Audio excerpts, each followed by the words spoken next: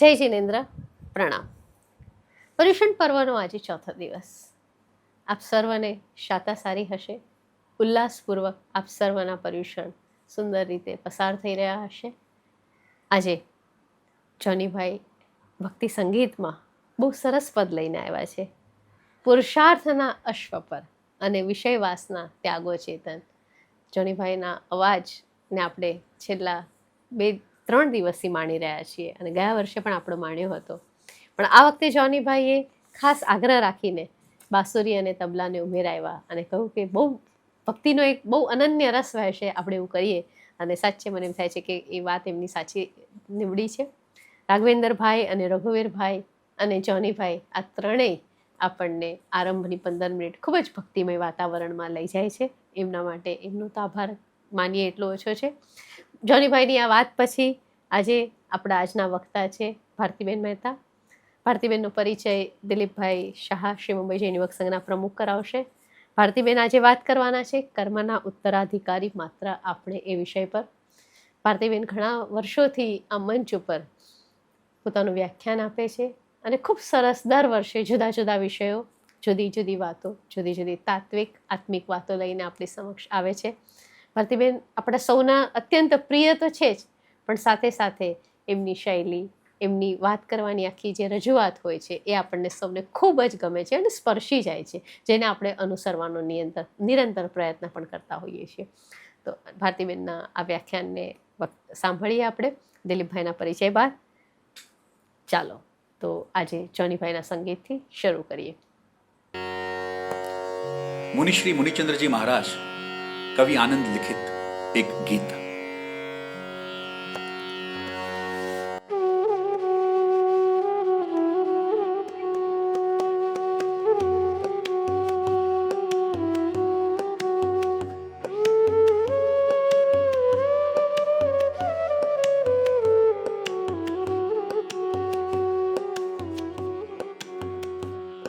પુરુષાર્થના જ અશ્વ પર થઈ જા સવાર તું, પુરુષાર્થના જ અશ્વ પર થઈ જા સવાર તું, નસીબ પર ન રાખ હવે કઈ ઉધાર તું, નસીબ પર ન રાખ હવે કઈ ઉધાર તું, પુરુષાર્થના જ અશ્વ પર થઈ જા સવાર તું, પુરુષાર્થના જ અશ્વ પર થઈ જા સવાર તું.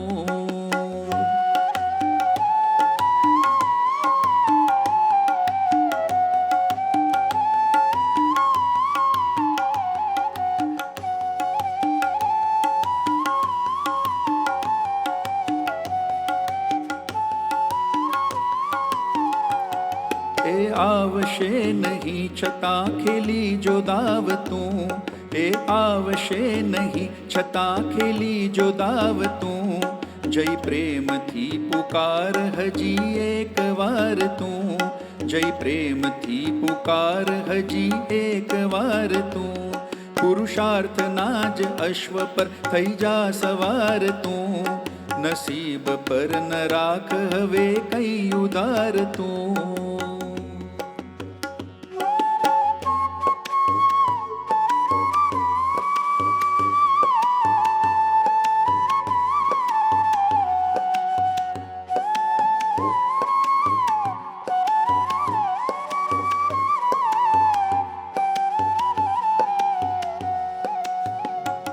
તારા નયનના દામની મૂકી તો જો રકમ, તારા નયનના દામની મૂકી તો જો રકમ, પછી કહે ગરીબ છે કે માલદાર તું, પછી કહે ગરીબ છે કે માલદાર તું, પુરુષાર્થના જ અશ્વ પર થઈ જા સવાર તું, પુરુષાર્થના જ અશ્વ પર થઈ જા સવાર તું, નસીબ પર ન રાખ હવે કઈ ઉધાર તું, નસીબ પર ન રાખ હવે કઈ ઉધાર તું.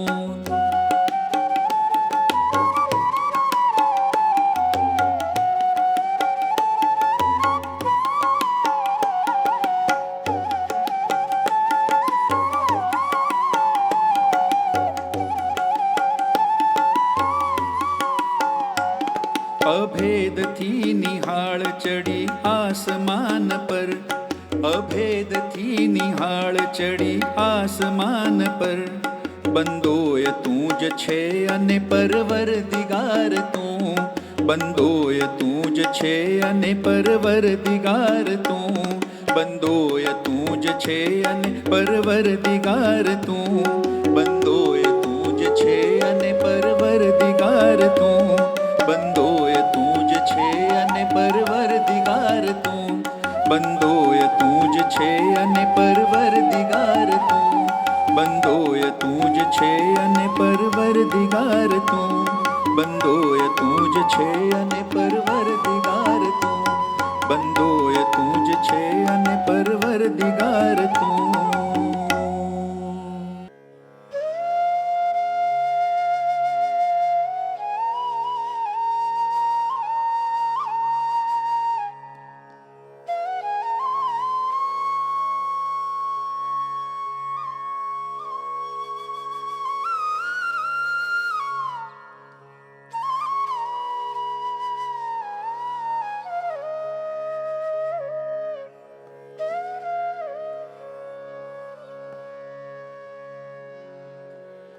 વિષય વાસના ત્યાગો ચેતન, સાચે માર્ગ લાગો રે.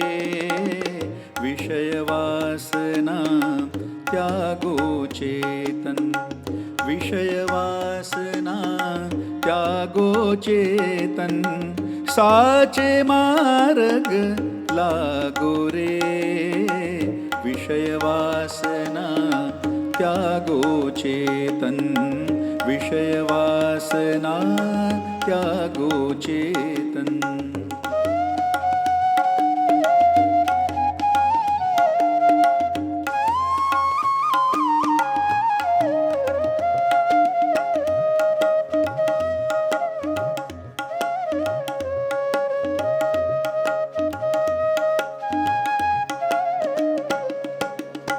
તપ જપ સંજમ દાનાદિક સૌ ગિણતી એકન આવે રે.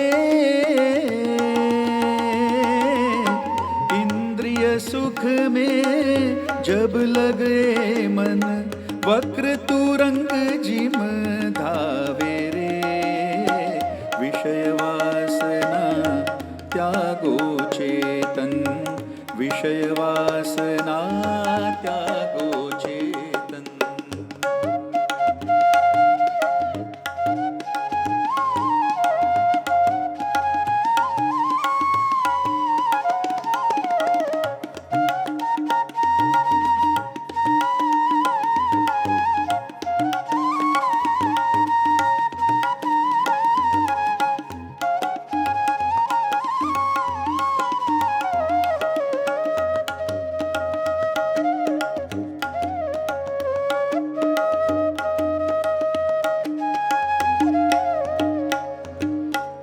एक एक के कारण चेतन बहुत बहुत दुख पावे रे. देखो प्रगटपणे जगदीश्वर इन विध भाव लिखावे रे. विषय वासना त्यागो चेतन, विषय वासना त्यागो चेतन.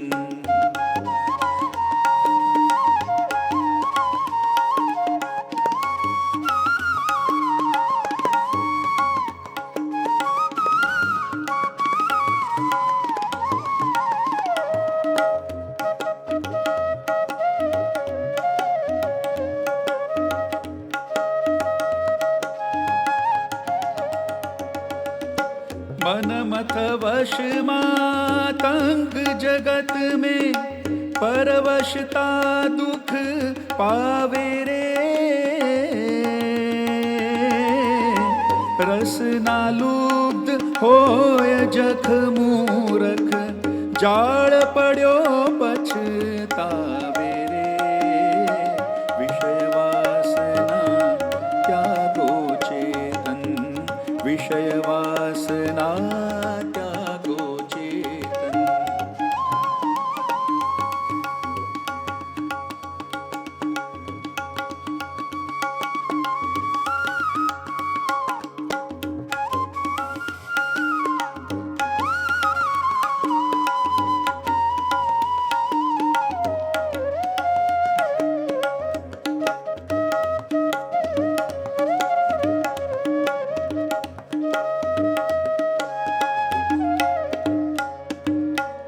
ઘાણ સુવાસ કાજ સુન ભમરા સંપુટ માહે બંધાવે રે. તે સરોજ સંપુટ સંયુત પુન કરટી કે મુખ જાવે રે. વિષય વાસના ત્યાગો ચેતન. વિષય વાસના ત્યાગો ચેતન.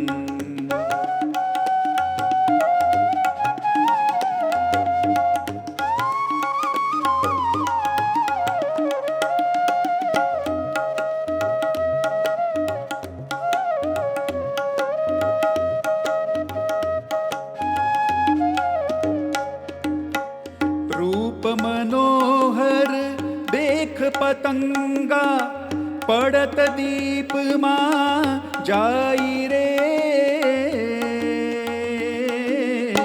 દેખો યાકુ દુઃખ કારણ में નયન ભય હૈ સહાઈ રે. વિષય વાસના ત્યાગો ચેતન. વિષય વાસના ત્યાગો ચેતન.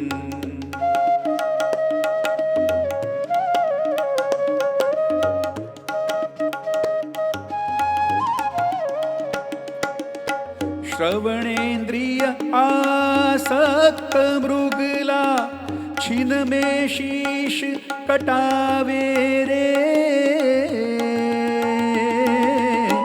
एक एक आसक्त जीव एम नानाविध दुख पावे रे.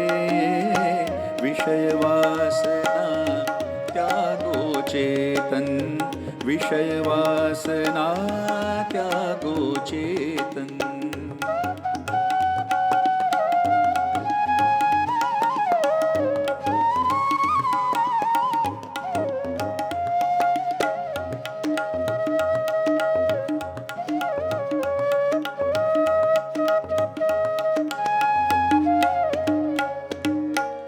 पंच प्रबल वर ते नित्य जाकू ताकू काज्यूं कहिए रे.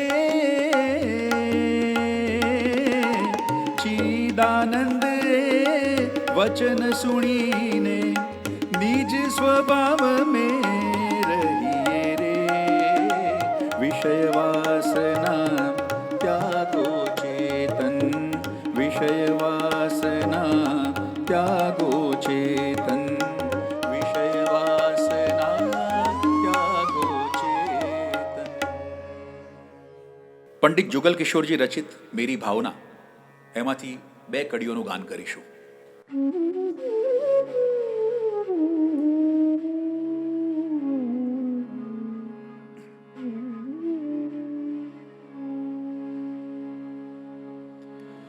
जिसने राग द्वेष कामादिक जीते सब जग जान लिया. सब जीवों को मोक्ष मार्ग का निस्पृह हो उपदेश दिया. बुद्ध वीर जिन हरिहर ब्रह्मा या उसको स्वाधीन कहो. भक्ति भाव से प्रेरित हो यह चित्त उसी में लीन रहो. चित्त उसी में लीन रहो.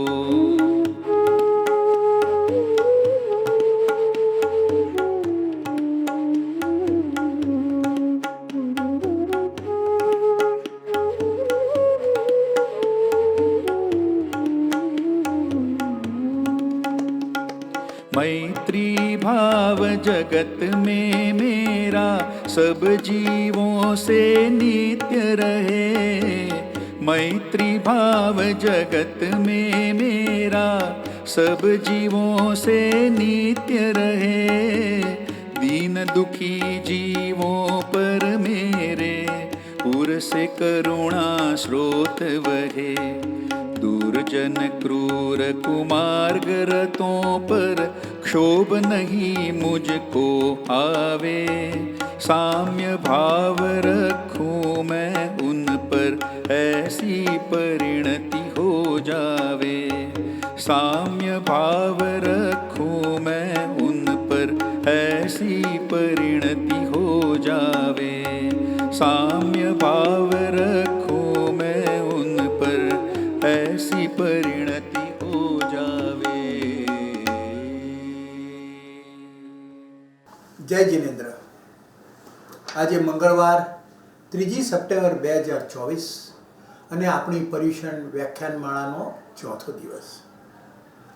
આજનું વક્તવ્ય સુશ્રી ભારતીબેન દીપકભાઈ મહેતા આપશે અને એમનો વિષય છે કર્મના ઉત્તરાધિકારી માત્ર આપણે. કેટલો સુંદર સબ્જેક્ટ આપણા ડૉક્ટર સેજલબેને આપ્યો છે. I must thank Dr. Sejalben for giving absolutely brilliant subject to all speakers. હવે હું ભારતીબેન દીપકભાઈ મહેતાનો ટૂંકો પરિચય આપું છું. ભારતીબેન રાજકોટના છે. એમનો જન્મ દુબઈમાં 1958માં થયો હતો અને 1972થી વડોદરા સ્થાનાંતરિત થઈ મહારાજા સયાજીરાવ યુનિવર્સિટીમાં બીકોમ, MBA બંનેમાં એમણે ગોલ્ડ મેડલ મેળવ્યો. 1980થી પરિણય પશ્ચાત રાજકોટમાં સંગીત વિશારદ થયા. એ પછી સૌરાષ્ટ્ર યુનિવર્સિટીમાં MPhilથી હાલમાં MA તથા MPhilના વિદ્યાર્થીઓને જૈન કલ્ચર એન્ડ લિટરેચરનો અભ્યાસક્રમ ભણાવે છે. પોતાના દિવંગત સાસુજીના અંતિમ વર્ષોની સમાધિ એમ જ સંસ્થા સમતા દર્શાવતું પુસ્તક નામ મદ મીઠું અનુપમા તેમણે લખ્યું છે. ઈસવીસન 2007માં લખ્યું હતું. તે પછી પોતાના સસરાજી શ્રી શશિકાંતભાઈ મહેતાના નૌકારમય જીવનની ઝાંખી લખી આધ્યાત્મર વિની પિતૃછવિ રૂપે 2014માં. તે પછી તરત જ 2015માં પરમ પૂજ્ય પન્યાસવર શ્રી ભદ્રંકર વિજયજી મહારાજના જીવન ચરિત્ર પારસમણી ગ્રંથમાં અવતરિત કર્યું. તેઓએ અને 2016માં પોતાના માતા પિતાના પ્રેરણાદાયી જીવનમાં વૃત્તાંત આલેખ્યું છે.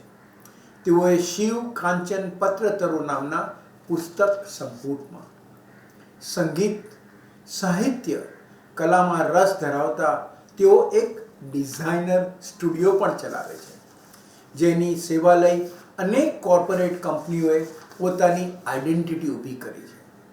વળી તેઓએ 2007થી શરૂ કરેલ ઓનલાઈન એજ્યુકેશન વેબ પોર્ટલ ઉપર આજ સુધી 72,000 બાળકો પણ ભણી ચૂક્યા છે.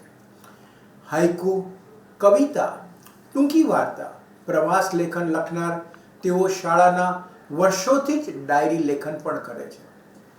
અખંડાનંદ, નવનીત સમર્પણ, પ્રબુદ્ધ જીવન, જન્મભૂમિ પ્રવાસી, સોનેરીમય સભા અનેક સામાયકોમાં તેમના લેખ પણ છપાયા છે. So let us hear the brilliant personality Bharatiben Deepakbhai Mehta on the subject કર્મના ઉત્તરાધિકારી માત્ર આપણે છે. Thank you. ઓમ રીમ શ્રીમ ક્લીમ વદ વદ વાગ્વાદિની ભગવતી સરસ્વતી મમ જીવાગ્રે વાસમ કુરુ કુરુ સ્વાહા. ઓમ ઐં નમઃ. ઓમ રીમ અર્હમ નમો કુઠ્ઠબુદ્ધિણામ. સરસ્વતી દેવીને સ્મરણમાં લાવીને આવા મંત્રોચ્ચાર હજુ મનમાં કરતી હતી ત્યાં જ આજના જેવી જ એ ગુલમહોરી વરસાદી સાંજે એકાએક મારો મોબાઈલ રણક્યો. બેધ્યાનપણે સેજ ફોન ઉપાડીને મેં તો કહ્યું, હેલો. પાવરફુલ અવાજમાં જવાબ મળ્યો, અરે તમે ગમે એટલા બિઝી હો, પરંતુ કોલિંગ યુ લેટર કહીને ફોન કટ ના કરતા. મેં પૂછ્યું, અરે ભાઈ, પણ આપ છો કોણ? કોઈ રોંગ નંબર લાગી ગયો લાગે છે મારા ભાઈ. તો કહે, દિવસ રાત બપોર સાંજ અનંતા અનંતા ભવો ભવથી તમે મને સતત કોલ કર્યા કરો છો, અને હું ચૂપચાપે તમારા દરેક રોંગ નંબર્સ રિસીવ કર્યા કરીને થાકી ગયો છું. ઇનફ ઇઝ ઇનફ બેની. હવે તો તમારા અલ્ટિમેટ ઘર ભેગા થાવ એટલે હું પણ છૂટો થાઉં. હું સ્તબ્ધ બની. કોઈ રાજા મહારાજા જેવો સત્તાવાહી અવાજ. કોણ હશે? ત્યાં જ મારા મનની વાત જાણી લઈને તેમણે કહ્યું, કર્મા કોલિંગ. હું Karma? I don't know any Karma ભાઈ. હું Karma Raja. It was simply unbelievable. મેં કહ્યું, વેઇટ, હું વિડીયો કોલ કરું.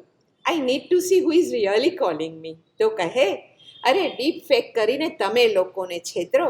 હું તો ન્યાયનો તટસ્થ દેવ, કર્મ રાજા. હું જ તમને ઝૂમની લિંક મોકલું છું. એમાં જ એની ઉપર જ આ વરસાદી સાંજે આપણે સંવાદ કરીએ. બધા જ કાર્યો પડતા મૂકીને હું તો જોડાઈ ગઈ એ ઝૂમ કોલમાં. અને પછી જે સંવાદો થયા, જે ક્વેશ્ચન આન્સર્સ થયા, એ શેર કરવા જ આજે અહીં આવીશું. તેઓએ શરૂ કર્યું કહેવું, સંસ્કૃતમાં કર્મ એટલે જીવન જીવવા માટે વિશિષ્ટ ઉદ્દેશ્યથી કરવામાં આવતી કોઈ પણ ઇષ્ટ ક્રિયા અથવા કર્મ. In English you know us as an activity, work or function. પણ તમારી આગમિક ભાષામાં કર્મ એટલે આત્મગુણ વિઘાતક પૂતગલો કે આત્મા સાથે ચોંટેલી કર્મ વર્ગણા. અરે તમારો કર્મનો સિદ્ધાંત તો જૈન દર્શનમાં મેરુદંડ છે. મેં વિચાર્યું, આ તો તેમની દુરંતો જોરદાર ચાલી. એ આગળ બોલવા ગયા પણ હું ઉતાવળી બહુ, એટલે આટલું સાંભળીને મેં કહ્યું, રાજાજી, તમે આમ તમારી મેળે મેળે લેક્ચર આપો ને, એની કરતાં ચલો ક્વેશ્ચન આન્સરનો એક રેપિડ ફાયર રાઉન્ડ જ થઈ જાય. ઓ ના ના ના ના, આમાં રેપિડ ફાયર નહીં ચાલે. આપણે સ્લો ફાયર રાઉન્ડ હો જાય, કારણ કે મનમાં બહુ બધા પ્રશ્નો થઈ રહ્યા છે. કર્મ રાજા વાચ, આવી બરસાતી સાંજે તમારા 8મા માળની અટારીએથી આવા સરસ દેખાતા કાળા ભમ્મર મેઘરાજાના ફોટા ફેસબુક ઉપર પોસ્ટ કરવાનું મહાન કામ ત્યાગીને તમે મુજ નાચીઝની સંગતિ માણો છો, એટલે આજે તમને બધી છૂટ. આ ટોન્ટ ઉપર હું તો ખડખડાટ હસી પડી અને મેં પ્રશ્નોત્તરી શરૂ કરી. હા, તો કર્મ રાજા, શું કહેલું તમે? કાર્મણ વર્ગણા. હા, એ વળી શું હોય? કાર્મણ વર્ગણા એટલે જીવનો જીનેટિક કોડ. અરે આ ગાય અને હરણને કોણે કહ્યું છે કે એમણે શાકાહારી જ રહેવાનું છે? પેલા આંબાને કોણે કહ્યું છે કે કેવી રીતે કેરી પકવાય? તેઓના બીજમાં એ પ્રોગ્રામ્ડ જ છે. એ જ રીતે તમારી કાર્મણ વર્ગણામાં પણ તમારા આ ભવ ઉપરાંત તમામ પૂર્વ ભવોની કર્મોની વિગતો 2 પ્રકારે પ્રોગ્રામ્ડ જ છે. શુભ કર્મ પુણ્ય રૂપે, અશુભ કર્મ પાપ રૂપે. મનુષ્ય, પશુ પંખી, વનસ્પતિ સૌ જીવો જ છે, તો પણ એ સૌમાં ફેર શેનો છે? કર્મનો. તાજો જ જન્મેલો બાળક નિર્દોષ, છતાં રોગી કેમ? કર્મ. સાધુ સાધક, છતાં ઉપસર્ગો કેમ? કર્મ. તો કર્મ રાજા આમ કંઈક ફેવિકોલ જેવું હોય, અમારા આત્મા સાથે તમને સ્ટીક થવા મળે એની માટે? અરે બેની, જેના વડે કર્મ પૂતગલો આત્મા ઉપર વળગે, ચોંટે કે સંબદ્ધ થાય, એને કહેવાય લેશ્યા. તે 6 હોય. પહેલી 3 તેજોલેશ્યા, પદ્મલેશ્યા અને શુક્લલેશ્યા એટલે શુભલેશ્યા. તમારા જે પણ કાંઈ શુભ કર્મ હોય એની તરતમતા પ્રમાણે આ 3માંથી 1 લેશ્યા દ્વારા કર્મ વર્ગણા તમારા આત્મા સાથે ચોંટે કે સંબદ્ધ થાય. પણ જો તમે ખરાબ કામ કરો તો કૃષ્ણ લેશ્યા, નીલ લેશ્યા અને કાપોત લેશ્યા એવી અશુભ લેશ્યા સાથે અમે તમારી ઉપર સંબદ્ધ થઈએ. તો હે, આ યુનિવર્સમાં ફર્સ્ટ કોણ આવ્યું, અમે કે તમે? આત્મા કે કર્મ? બંને અનાદિથી છીએ. તમારો જીવ પ્રતિપળ અમને બાંધી શકે છે. નવા નવા કર્મો બાંધતો જ રહે છે, કેમ કે એને સ્વતંત્રતા છે. પણ કોઈ એક કર્મ અનાદિકાળથી તમારી સાથે રહી શકતું નથી. કર્મની સ્થિતિ પૂર્ણ થતાં જ આત્મા અને કર્મ, તમે અને અમે, વી ગેટ સેપરેટેડ. આપણે પૃથક થઈ જઈએ છીએ. ઓહ અચ્છા, તો આપણા બેમાંથી વધુ બળવાન કોણ? આત્મા કે કર્મ? તમે કે અમે? અરે, કર્મ સત્તા કરતાં તમારી આત્મસત્તા તો લાખો ગણી બળવાન છે. કર્મ બાંધતા પૂર્વે આત્મા જ બળવાન, પણ એકવાર અમને બાંધી લ્યો ને પછી અમે બળવાન. પછી તમે ભોગવવામાં સ્વતંત્ર નહીં. હા, જેવી રીતે વૃક્ષે ચડવામાં તમે કેવા સરસ સ્વતંત્ર છો કે આ ડાળી સુધી જવું કે આટલું ઉપર જવું, પણ જો અસાવધાની રાખી તો પડવામાં પરતંત્ર. બસ એવી જ રીતે કર્મ બાંધી લીધા પછી ભોગવવામાં પરતંત્ર. અમે કર્મો તો જડ છીએ, તમે છો ચેતનવંત. તો જડ એવા કર્મો ચેતન એવા અમારા આત્મા ઉપર એટલે કે અમારી પર કેવી રીતે પ્રભાવ પાડી શકે? કેમ? તમારી બધી હોસ્પિટલ્સમાં જે સર્જરીસ થાય છે શેના વડે? ક્લોરોફોર્મ. તો ક્લોરોફોર્મ તો જડ છે, તો એનો પ્રભાવ તમારી ચેતના ઉપર પડે જ છે ને, તમે અનકોન્શિયસ થાવ જ છો ને. હા, એ ખરું. પણ કર્મ તમે તો જડ છો, તો પણ ફળ દેવામાં કેવી રીતે કોઈ ભૂલ કરતા નથી? કેમ? તમારું કેલ્ક્યુલેટર જુઓ ને, જડ જ છે ને, છતાં આંક ગણવામાં કોઈ ભૂલ નથી કરતું. હા, એ ખરું. સોરી ટુ આસ્ક, બટ આમ તમને કોઈ સિદ્ધાંત બિદ્ધાંત હોય ખરા? Of course yes.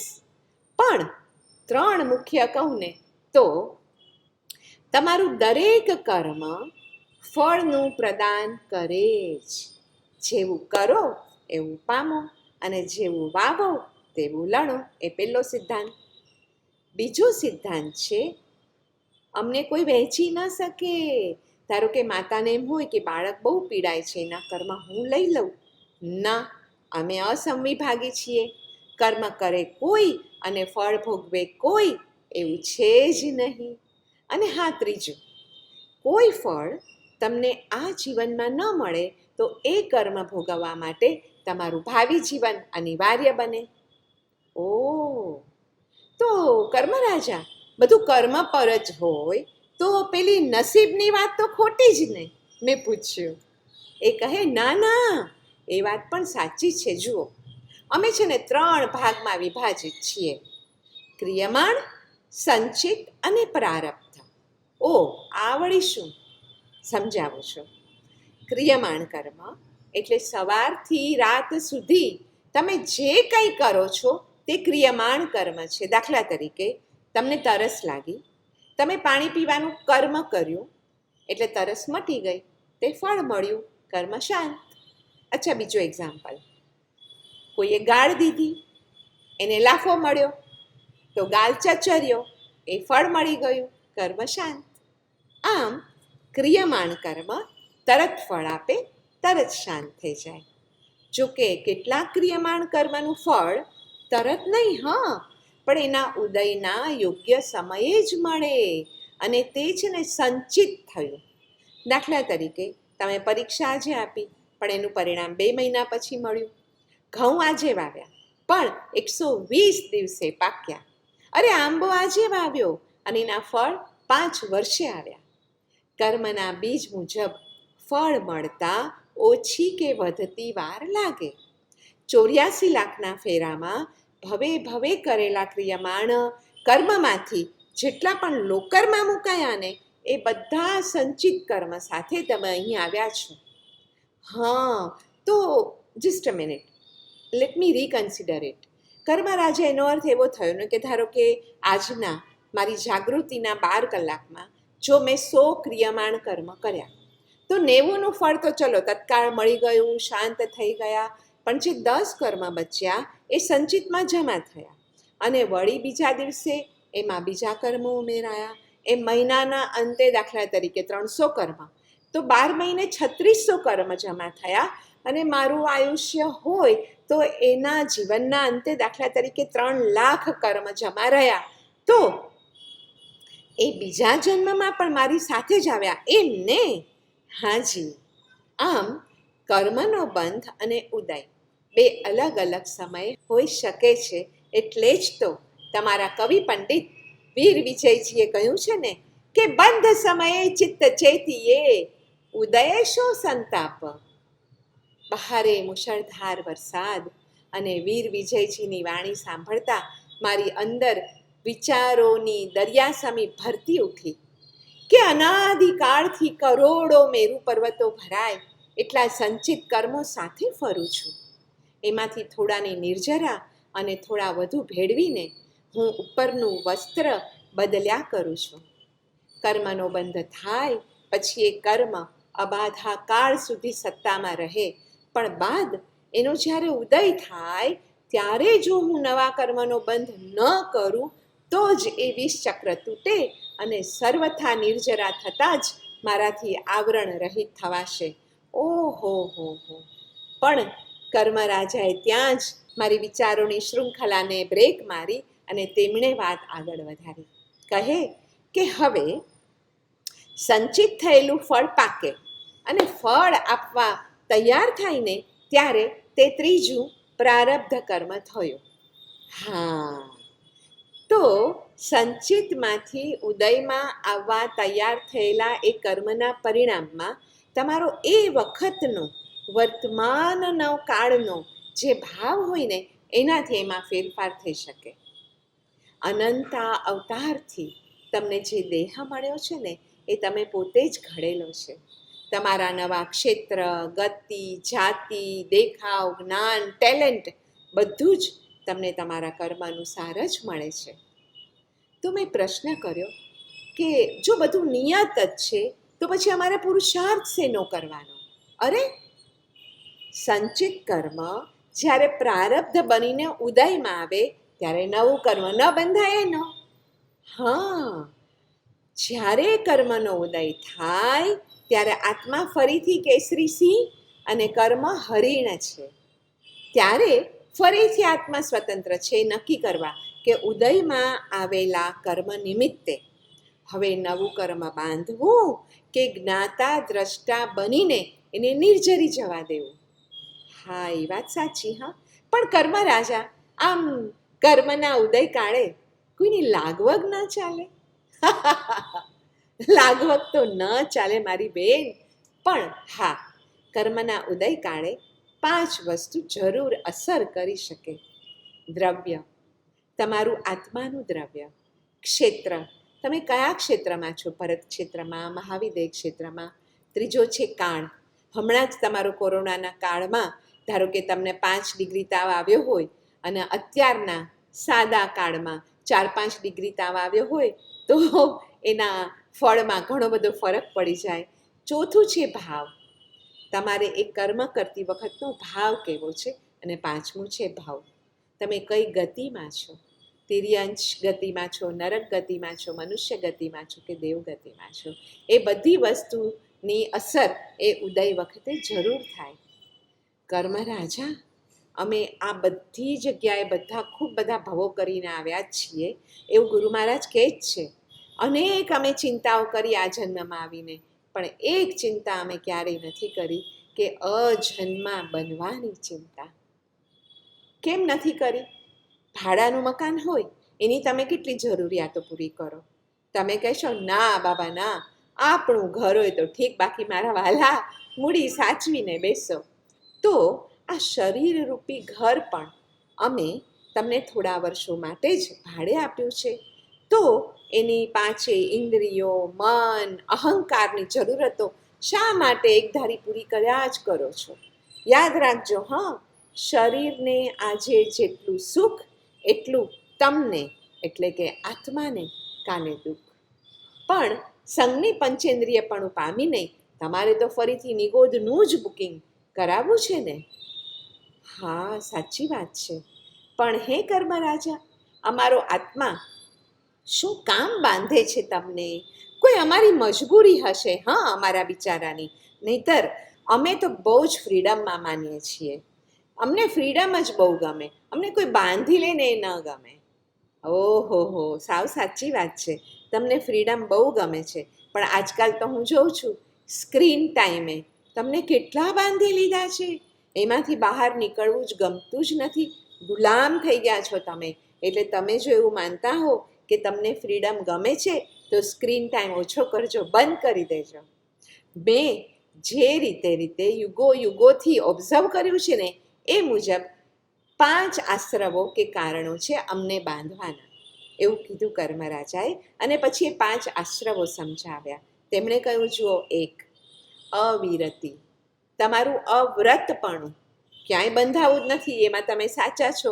નથી કોઈ વ્રત લેવા, નથી કોઈ નિયમ લેવા, નથી કોઈ બાધા લેવી. એટલે જ તો કોઈ સાધુ શ્રમણ સંસ્થા પાસે જવા જ તૈયાર નથી આજની પેઢી, કે વળીએ બાંધી લેશે. અરે બાંધશે જો તમને વ્રતથી, તો તમે અમારાથી કર્મથી છૂટશો. પણ ના, એ તો સમજવું જ નથી. બીજું કારણ છે મિથ્યાત્વ, ખોટા જ્ઞાન કે માન્યતાને શ્રદ્ધાપૂર્વક તમે સાચું માની લો છો તે. ત્રીજું છે પ્રમાદ, આળસ, નિદ્રા, વિકથા, અબહુમાન સાચી વસ્તુ પ્રત્યે. બાકી ખોટી વસ્તુમાં તો આળસ આવતી જ નથી. ગમે એટલી વેબ સિરીઝ જોવાની હોય, એક જ રાતમાં 8 એપિસોડ હું તો પૂરા કરી લઉં. હા, મને ત્યારે આળસ ના આવે, એમ તમે કહેતા હો છો ને મિત્રોને. ચોથું છે કારણ કે આશ્રવ કશાય, ક્રોધ, માન, માયા, લોભ, રાગ, દ્વેષ, મોહ. અને 5મું છે યોગ, મન યોગ, વચન યોગ અને કાયાના યોગે. તમારી પોતાની ઈચ્છાથી તમે જે કર્મ કરો છો ને, એ યોગ. એ શુભ પણ હોય, અશુભ પણ હોય, પણ ઈચ્છા એ બંધન અને સમેટવું એ સાધના. બસ આટલું યાદ રાખજો તમે. તો હે કર્મરાજા, એ અમારી બધી ઈચ્છાને તાબે થઈને અમને જ તમારી જોડે મુસ્કેટાટ બાંધીએ છીએ, એવું તમારું કહેવું છે?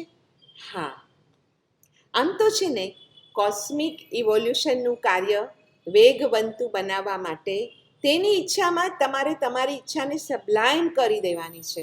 કેમ કે યુનિવર્સના મહાકાર્યમાં તમારી પોતાની અંગત ઈચ્છાઓ જે છે ને, એ વિઘ્નરૂપ છે. એટલે વિધિના વિધાન મુજબ પૂર્વકૃત કર્મ જે માંગે હસતા હસતા આપીને, ભાઈ છૂટા થાવ ને, એને ના ન પાડો, એનો અસ્વીકાર ન કરો. ધારો કે તમને કેન્સર થયું, તો તમે કહેશો, મને કેન્સર? હું તો કેટલું બધું સારું જ કામ કરું છું, મનથી વિચારું છું, વાણી પણ મારી મીઠી છે, મને કેવી રીતે કેન્સર થાય? અરે ભાઈ, સંચિત કર્મ હવે યાદ રાખજો. લોકર તમારું જે લઈને આવ્યા છો એ ખુલી ગયું છે. એની બદલે એને સ્વીકારો, હસતા હસતા સ્વીકારો અને છૂટા થાવ. તો તમે હમણાં શું બોલ્યા? વિધિનું વિધાન? ઓહો, એ વળી શું હવે? જુઓ, વિધિનું વિધાન એટલે અમારો કાયદો, કર્મનો કાયદો. અમારા કાયદામાં ક્યાંય બાંધછોડ નથી. હા, પણ વાયદાના સોદા છે. એટલું હું તમને કહી દઈશ. તમે આજે જ પાપ વાવો અને આજે જ લણો એવું નથી. તમે આજે જ પુણ્ય કરો અને આજે જ તમે એનું શુભ ફળ માંગો, તો એવું નહીં બને. જુઓ, હમણાંનો જ એક નાનો પ્રસંગ કહું. તમારા જ ગામમાં તમારા એક વિદ્વાન સેશન્સ જજ મોર્નિંગ વોકમાં નીકળેલા. એની બાજુમાંથી દોડતો દોડતો એક યુવાન પસાર થયો. ત્યાં જ એની પીઠમાં પાછળથી કોઈ ખંજરનો ઘા કર્યો અને ઢળી પડ્યો. જજે તરત જ પાછળ ફરીને જોયું કે કોણ છે પાછળ. તો એક માણસ હાંફતો જોતો હતો કે પેલો જે નીચે પડી ગયો છે, એ માણસ મરી તો ગયો છે ને, એ મરી ગયો કે નહીં. એટલી વારમાં જજે એને બરાબર ઓળખી લીધો, ખૂનીને. અને પછી કેસ એમની જ પાસે ચાલ્યો. 6 મહિના પછી જોયું કે જેને ફાંસીની સજા એમણે જાહેર કરવી જ પડી, એ તો કોઈ બીજો જ હતો. તેથી એને પર્સનલી મળવા બોલાવ્યો. તો તે રડવા લાગ્યો અને કહ્યું કે જજ સાહેબ, આ કેસમાં હું સાવ નિર્દોષ છું. જજે પૂછ્યું, જો હવે તારે માથે મોત તો છે જ. અમારે તો પ્રૂફ પ્રમાણે, પુરાવા પ્રમાણે અમારા જે ઇન્ડિયન પિનલ કોડ છે એ રીતે અમારે તો તને ફાંસીની સજા મળી જ ગઈ છે, આપવી જ પડી છે. પણ હવે સાચું બોલ કે તે ભૂતકાળમાં કોઈનું ખૂન કર્યું છે? તો કહે હા, મેં 2 ખૂન કર્યા છે, પરંતુ ત્યારે મેં હોશિયાર વકીલોને રોકીને ઘણા પૈસા આપેલા અને એમને રોકેલા, એથી 2 વાર બચી ગયેલો. પણ જજ સાહેબ, આમાં હું નિર્દોષ છું, મને આમાં એક માફ કરો. જજને યાદ આવ્યું કે હા, એ 2 વખત પોતે જ જજ હતા અને ત્યારે એમણે જ એને નિર્દોષ તરીકે જાહેર કરેલો, કારણ કે જે બધા પુરાવા હતા એ એની વિરુદ્ધ તરફ જતા હતા કે એ નથી ખૂની. પણ અત્યારે જજને કર્મના કાયદામાં બમણી શ્રદ્ધા વધી ગઈ. અને હા, તમે જ તો બધા કહેતા હો છો ને, ગહના કર્મણો ગતિ. અરે, શાસ્ત્રોના બસ માત્ર વચનો બોલવા છે, પણ એ ગહન ગતિ સમજવી નથી. ના, આજે તો કર્મરાજા તમે ભેગા થઈ ગયા છો, તમે મને ઇન્વાઇટ કરી છે, આપણે આવા સરસ સંવાદો કરીએ છીએ, મારે એ ગતિ સમજવી જ છે, તમારી ગહન ગતિ.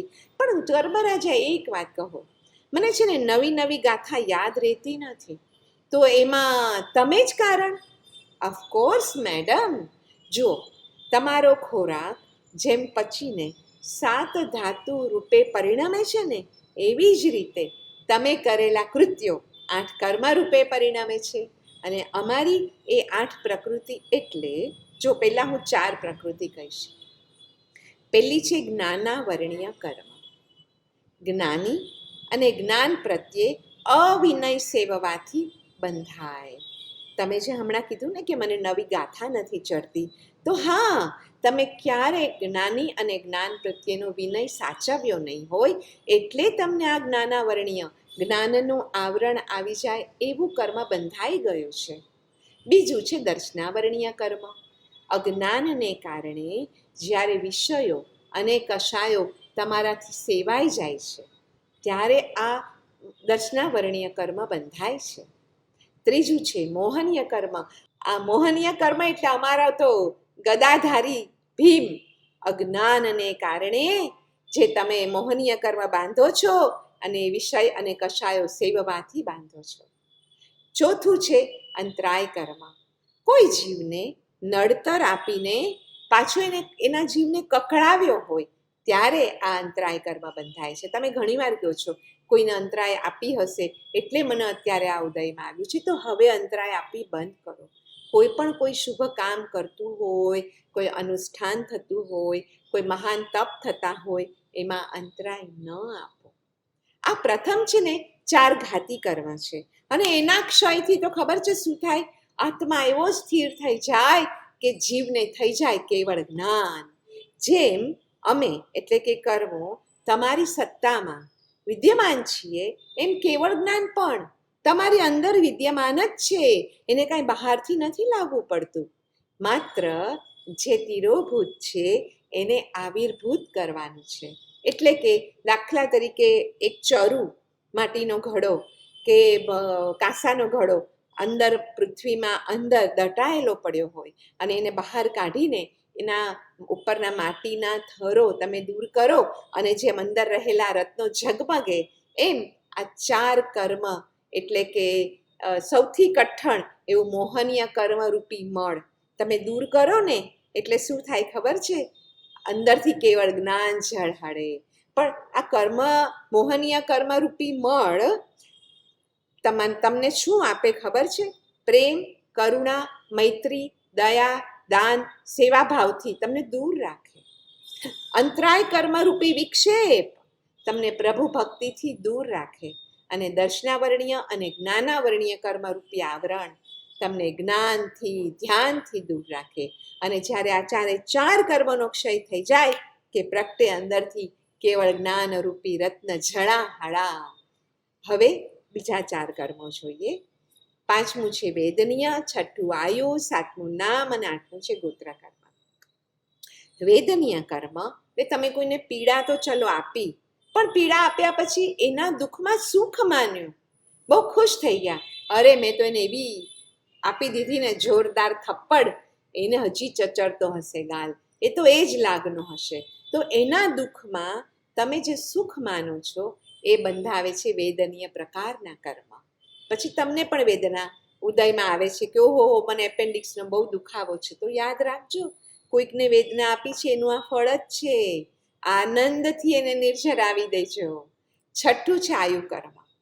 જે જીવદયા વધુ પાડે ને એને લાંબુ આયુષ્ય મળે. યાદ કરો તમારા દાદીમાં તારાબેન 94 વર્ષ જીવ્યા, કેટલી બધી જૈણા પાડતા હતા. સાતમું છે નામ કર્મ. જીવની સરળતાથી શુભ કર્મ અને વક્રતાથી અશુભ નામ કર્મ બંધાય છે.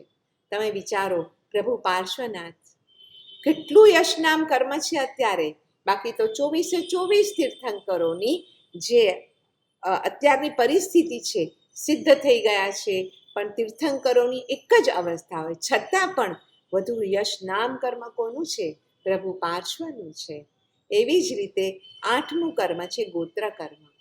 જીવોના ગુણો જુઓ, પ્રભુ ભક્તિ કરો, મદ રહિત રહો, તો તમને ઉચ્ચ ગોત્ર બંધાય, અને એનાથી ઊંધું કર્મ કરવાથી નીચ ગોત્ર બંધાય.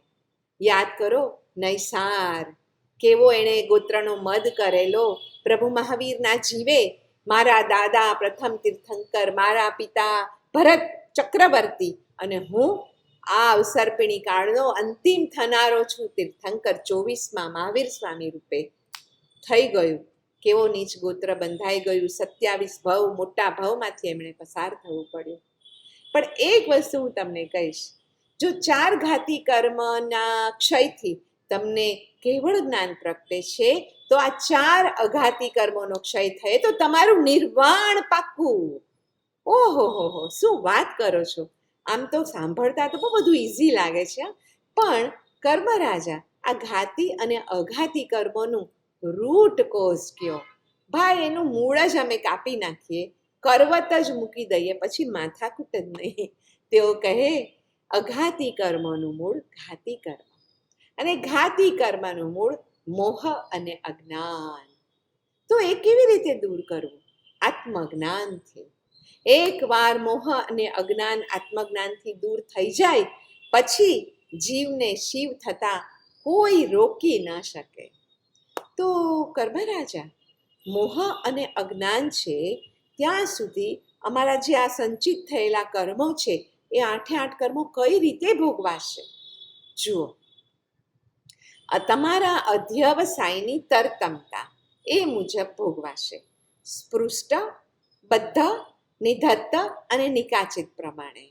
ઓફો, હવે એ વળી શું? જુઓ સમજાવો એકદમ ઇઝી એક્ઝામ્પલ્સ આપીને. પહેલું છે સ્પૃષ્ટ. સ્પૃષ્ટ રીતે તમે કર્મ કઈ રીતે ભોગવો છો? વાવાઝોડું આવવાનું છે, તમને ખબર છે, પણ તમને તો બહાર જ ફરવું છે, અંદર આત્મઘરમાં તો જવું નથી, એટલે તમે બહાર છો. હવે તમે બહાર છો અને વાવાઝોડું આવ્યું તો તમારા કપડા પર, શરીર પર, સૂકા કપડા પર ને સૂકા શરીર પર ધૂળ લાગી ગઈ.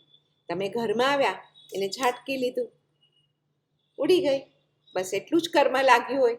તો એ કેવી રીતે ખરે? ક્ષમાપના વગેરેથી એ ખરી જાય, નિર્જરી જાય. બોલો કેટલું ઇઝી છે. બીજું છે બદ્ધ કર્મ.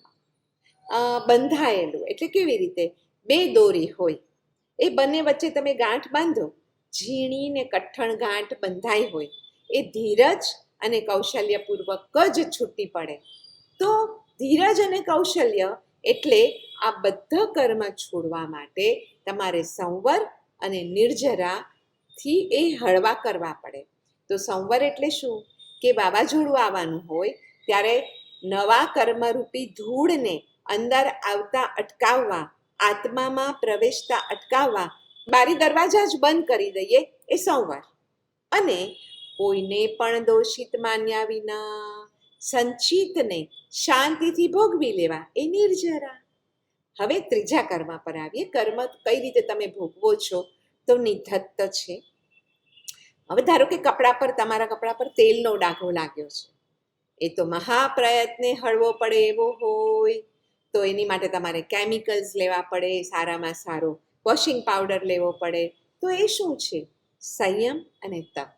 એનાથી જ એ હળવા પડી શકે છે. અને ચોથું છે નિકાચિત કર્મ. કર્મની આ સ્થિતિ એટલા તો બધા રસપૂર્વક તમે એટલે કે તમારા આત્માએ બાંધી હોય છે કે એ અવશ્ય મેવ ભોગવવી પડે.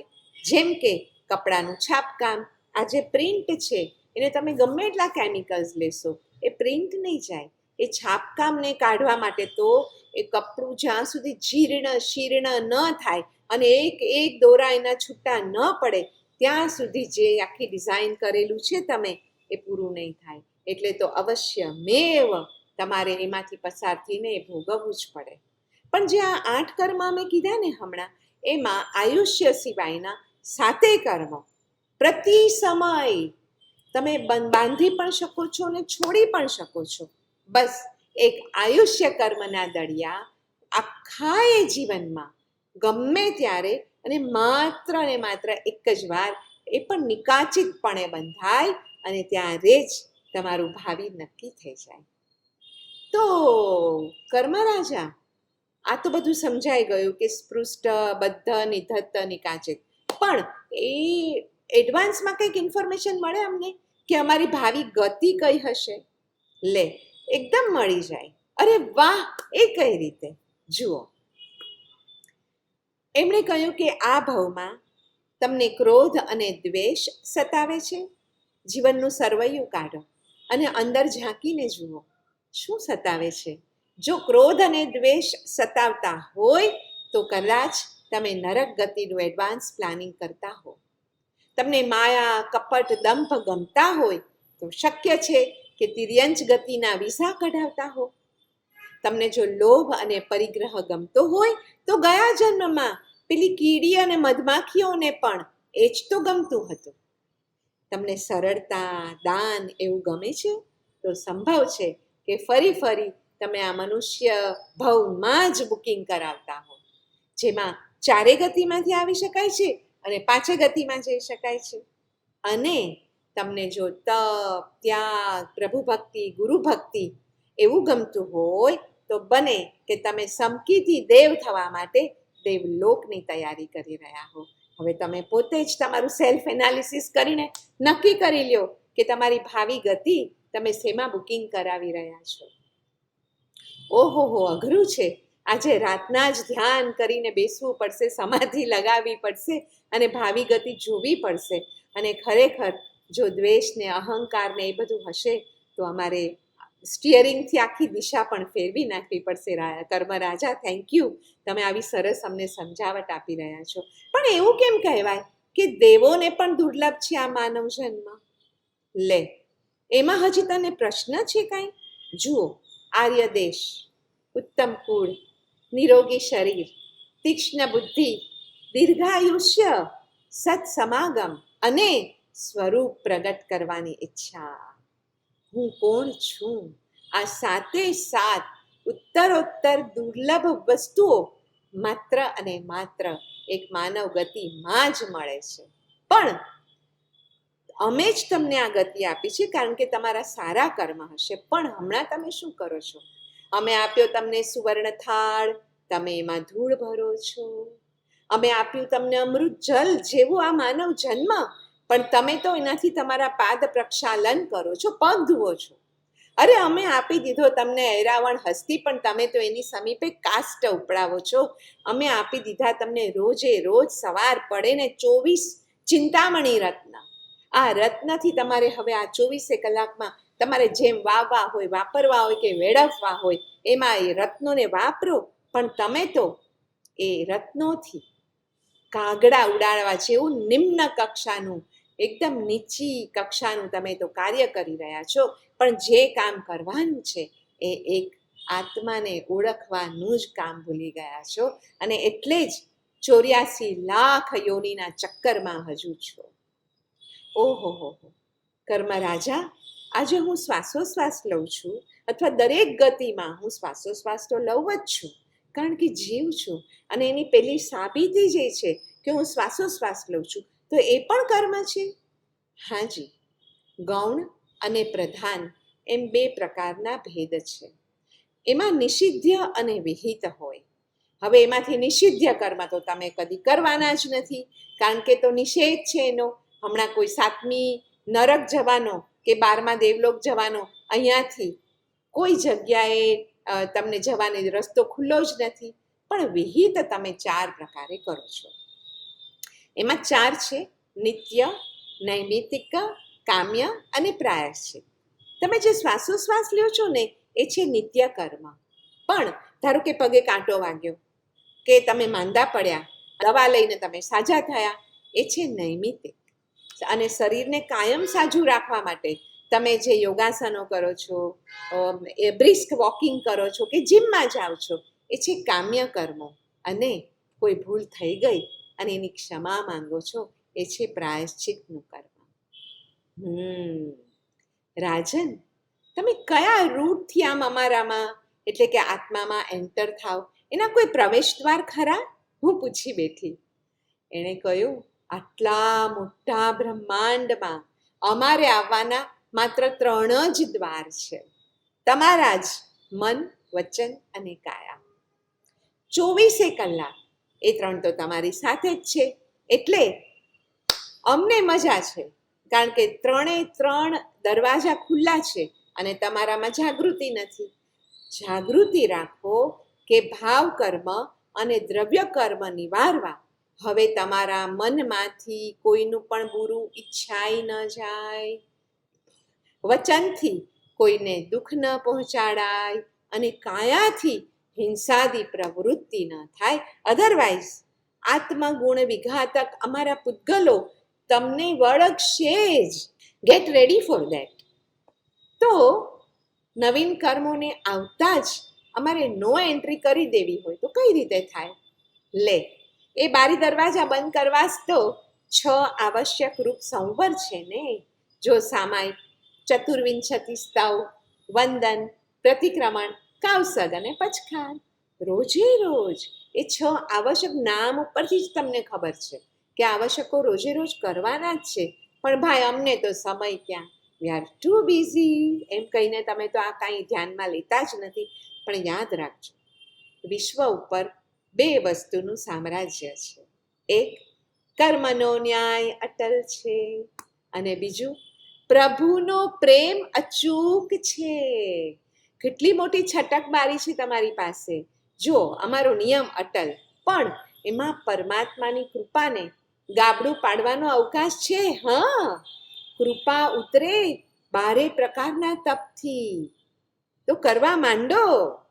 ઓહો, અરે પણ મારા વાલા દાદાજી, મારાથી એક પણ તપ થતું નથી. એનું શું? તો કહે, અરે કર્મનું દેવું ચૂકવવામાં આવી દીનતા શું? બાહ્ય તપ નથી થતું ને, પણ આભ્યંતર તપની ધૂમ કમાણીનો અવસર જ એટલે તમારા આ પર્યુષણ. જુઓ, 12 માસની પાપની આલોચનાનો અવસર આપે પ્રાયશ્ચિત. તમે કરશો જ સંવત્સરીના દિવસે 14 રાજલોકના બધા જ જીવો સાથે કરેલી કાંઈ પણ ભૂલ હોય એનું પ્રાયશ્ચિત રૂપે મિચ્છામિ દુક્કડમ. તો એ પેલું આભ્યંતર તપ. પંચ પરમેષ્ઠીનો વિનય તમે સેવશો અધિક ને અધિક આ પર્યુષણમાં જ. તપસ્વી, જ્ઞાની, ધ્યાનીની વૈયાવચ કરવા આવેલી આ કંકોત્રી છે પર્યુષણ. અને સ્વાધ્યાય તપ થાય એ માટે તમે કલ્પસૂત્ર, બારસા સૂત્ર વગેરેનું શ્રવણ કરો છો, એ પણ પર્યુષણમાં જ કરો છો. 5મું અભ્યંતર તપ એટલે કર્મ રોગની ચિકિત્સારૂપ ધ્યાન. આર્ત્ર રૌદ્ર ધ્યાન ત્યજીને ધર્મ ધ્યાન, શુક્લ ધ્યાન આદરવાનું સરનામું જ છે આ Paryushan. Last but not the least, 6થો આભ્યંતર તપ એટલે કાયોત્સર્ગ. વિપુલ કર્મ નિર્જરા કરવાનું સોનેરું ટાણું આપે આ પર્યુષણ. તો શું શાસનની બધી ક્રિયા પાછળ શુભ કર્મ બંધના આવા રહસ્યો ગોપિત જ છે? જી હા. દાખલા તરીકે જુઓ, હમણાં જ મેં કહ્યું 6થું અભ્યંતર તપ કાવસગ. હવે તમે જ વિચારજો, હા, તમે આ 17 પ્રતિક્રમણ કરો છો 8 દિવસ સવાર સાંજના. તો સવાર સાંજના પ્રતિક્રમણમાં તમને જે ચંદેસુ નિમ્મલૈરા સુધીનો કાવસગ આવે ને લોગસનો, ત્યારે તમે એમ વિચારો છો કે શું હવે ક્યારેક ચંદેસુ નિમ્મલૈરા સુધી ગણો ને, ક્યારેક સાગર વર્ગ ગંભીરા સુધી ગણો ને, ક્યારેક સંપૂર્ણ લોગસ ગણો. એ બધું શું છે? જો આજે હું તમને એનું રહસ્ય કહું. 25 શ્વાસોશ્વાસ પ્રમાણ કાવસગ એટલે ચંદેશુ નિમ્મલૈરા સુધીનો. એનાથી શું થાય છે? ઉપાધ્યાય ભગવંતોના 25 ગુણોને અવધારો છો તમે, અને એને પ્રણામ કરીને એ રીતે એમના ગુણોને પ્રણામ કરીને એ ગુણો તમારામાં પ્રવેશવા માટે તમારી બારી ખોલો છો. સાગરવર ગંભીરા સુધીનો કાવસગ એટલે 27 શ્વાસોશ્વાસ પ્રમાણ કાવસગ. એનાથી શું થાય છે? 14 રાજલોકના શ્રમણ ભગવંતોને એનાથી થાય છે નમન. 28 શ્વાસોશ્વાસ પ્રમાણ સંપૂર્ણ લોગસથી વર્તમાનના 24 તીર્થંકર, અને 4 શાશ્વતાજીનને કરો છો વંદન. અને એ વંદનથી નમો નમો નમોથી શું થાય છે? કર્મોની નિર્જરા સડસડાટ. અને 8 શ્વાસોશ્વાસ પ્રમાણ એક જ નવકારના કાવસકથી તમે 8 પ્રકારના કર્મોને ખપાવીને, ભલે આયુષ્ય કર્મ નહીં, પણ જ્યારે છેલ્લે તમે ઉપર વયા જશો એટલે તો 8 કર્મોને ખપાવીને જે આત્માઓ સિદ્ધ થઈ ગયા છે, જે થનાર છે અને જે અત્યારે થઈ રહ્યા છે આ મોમેન્ટે, એમને સર્વને થાય છે વંદન તમે જ્યારે કાવસગ કરો છો ત્યારે. 4 નવકારનું કાવસગ એટલે 32 શ્વાસોશ્વાસ. એટલે શું? જેઓ 20 સ્થાનકો સેવીને 12 ગુણ સહિત અરિહંતો બન્યા છે, બની રહ્યા છે, અને હવે અનાગત કાળમાં જે બનનાર છે, તેઓ સર્વને તેઓના ગુણને હું પ્રણામ કરું છું. અને સંવત્સરી દિવસ હમણાં આવી રહ્યો છે ત્યારે તમે 40 લોગસ અને 1 નવકારનો કાવસગ કરશો. કોઈ દિવસ વિચાર્યું છે કે શા માટે? અરે ચંદેસુ નિમ્મલૈરા સુધી કરનારા 1 લોગસથી 25 શ્વાસોશ્વાસ ગુણ્યા 40 લોગસ એટલે 1000, અને 1 નવકારના 8 કાવસગ એટલે 1008. 1008 શ્વાસોશ્વાસ પ્રમાણ એ કાવસગ થશે. 1008 is an angel number. It's a sign of new beginning. મેં વિચાર્યું, ઓહો, કેટલી મોટી વાત થઈ, આવું તો ક્યારેય વિચારેલું જ નહીં. હવે ન્યૂ બિગિનિંગ એટલે શું? કે તમે સંવત્સરી પછી જ્યારે બધાને 14 રાજલોકના બધા જીવોને ખમાવી લીધા, ક્ષમા માંગી લીધી, ક્ષમા આપી દીધી, અને જ્યારે નવો દિવસ ન્યૂ ડોન આવશે, બીજા દિવસના પ્રભાતથી તમારા જીવનનું નવું જ એક પ્રભાત શરૂ થશે. એ ન્યૂ બિગિનિંગના સંકેત રૂપે 1008 શ્વાસોશ્વાસનો એ સરસ મજાનો કાવસગ છે. ઓહો, થેન્ક યુ કર્મ રાજા, ધ કિંગ ઓફ કિંગ્સ. પણ આ તમારા કર્મ રોગ અમને જે લાગ્યા છે એનાથી મુક્તિ કઈ રીતે મેળવવી? જુઓ, તમે પંચસૂત્ર દરરોજ બોલો છો? મેં કહ્યું ક્યારેક ગણાય, બાકી તો આઈ એમ ટુ બિઝી.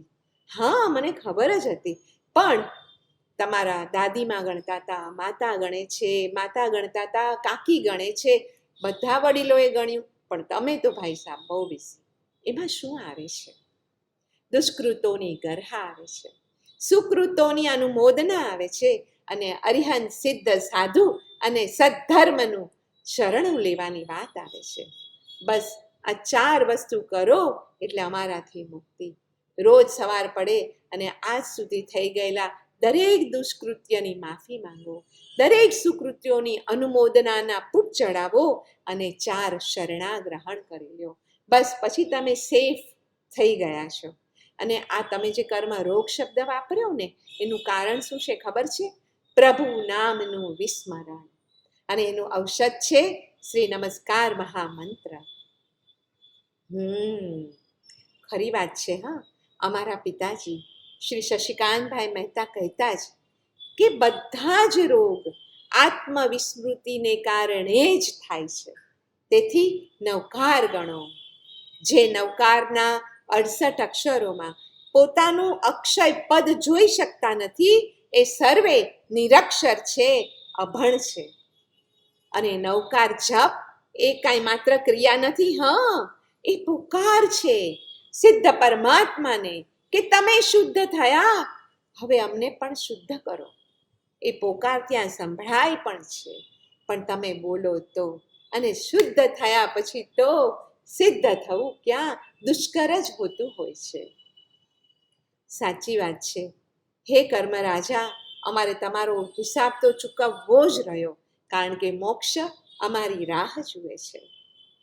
તો કર્મોદય વખતે સમતાની કાવડમાં બેસી જાઓ, ઉપડી જાઓ આત્મમંથનની યાત્રાએ, ચૂપચાપ નીકળી જાઓ, અને તો જ તમારા કર્મનું આ મેરીગો રાઉન્ડ અટકશે. પણ રાજન, એને અટકાવવાનો કોઈક ઇઝી વે આઉટ બતાડો ને, બાકી ટફ હશે ને તો અમે પાછા અમન ચમનમાં બધું ભૂલી જશું. જુઓ, તોફાન કરીને આવતો હોય તમારો દીકરો, એને જેમ તમે સ્નેહ કરવો છોડી દેતા નથી ને, એમ આચારાંગ સૂત્રમાં પ્રભુ પોતે પણ ફરમાવે છે કે અણાણાએ એગે સો વઠ્ઠાણા, આણાએ એગે નિરુવઠ્ઠાણા, એતમ તેમાં હોતું. કોક ભલે અનાજ્ઞામાં ઉદ્યમશીલ હોય, બીજા ભલે આજ્ઞા ધર્મમાં નિરુત્સાહી હોય, તને આવું ન હો, કેમ કે તું મારો વિશિષ્ટ પ્રીતિપાત્ર છો. ઓહો, પ્રભુ, તમે મને રોજ આમ કહો છો, પણ હું તો બીજા ઇયરફોન લગાડીને બેઠો છું, એટલે મને તમારું આ ઇન્વિટેશન મળતું જ નથી. પણ સાચી વાત છે, હવે કર્મચક્રને તોડવો જ છે, અને એની માટે અમે શું કરીએ બસ એટલું બતાડી દો. બસ એનો રસ્તો છે નિષ્કામ કર્મ કરો. કોઈ પણ જાતની આશા, અપેક્ષા, આકાંક્ષા, કોઈ પણ જાતની માંગણી વગર, ઈચ્છા વગરના બસ નિષ્કામ કર્મ કરો. અમે સંયોગરૂપી પ્લેટ તમારી સામે જે પણ પીરસીએ એનો હસ્તે મોઢે સ્વીકાર કરો અને એમાંથી પસાર થઈ જાઓ. પણ રાજન, અમે તો જે પણ કાંઈ કરીએ ને એમાં અમને અમારો બેનિફિટ દેખાવો જોઈએ, લાભ હોય ને તો જ અમે એવું જ કામ ખોજીએ કે જેમાંથી અમને લાભ મળતો હોય. અરે, પ્રકૃતિના 5 અંગમાંથી જ તમે પણ બન્યા છો, પણ પ્રકૃતિના બીજા તો એક પણ તત્વોને પ્રોફિટનો મોટિવ જ નથી. જુઓ, પંખી તો ઓડિયન્સ વગર પણ ગાય છે, ફૂલોએ પોતાની સુગંધ ઉપર કોપીરાઇટ રાખ્યાનું આજ સુધી મારી તો જાણમાં નથી, અને સૂર્ય ઉજાસ અને ગરમી નિઃશુલ્ક રીતે અનંતા કાળથી આપી જ રહ્યો છે.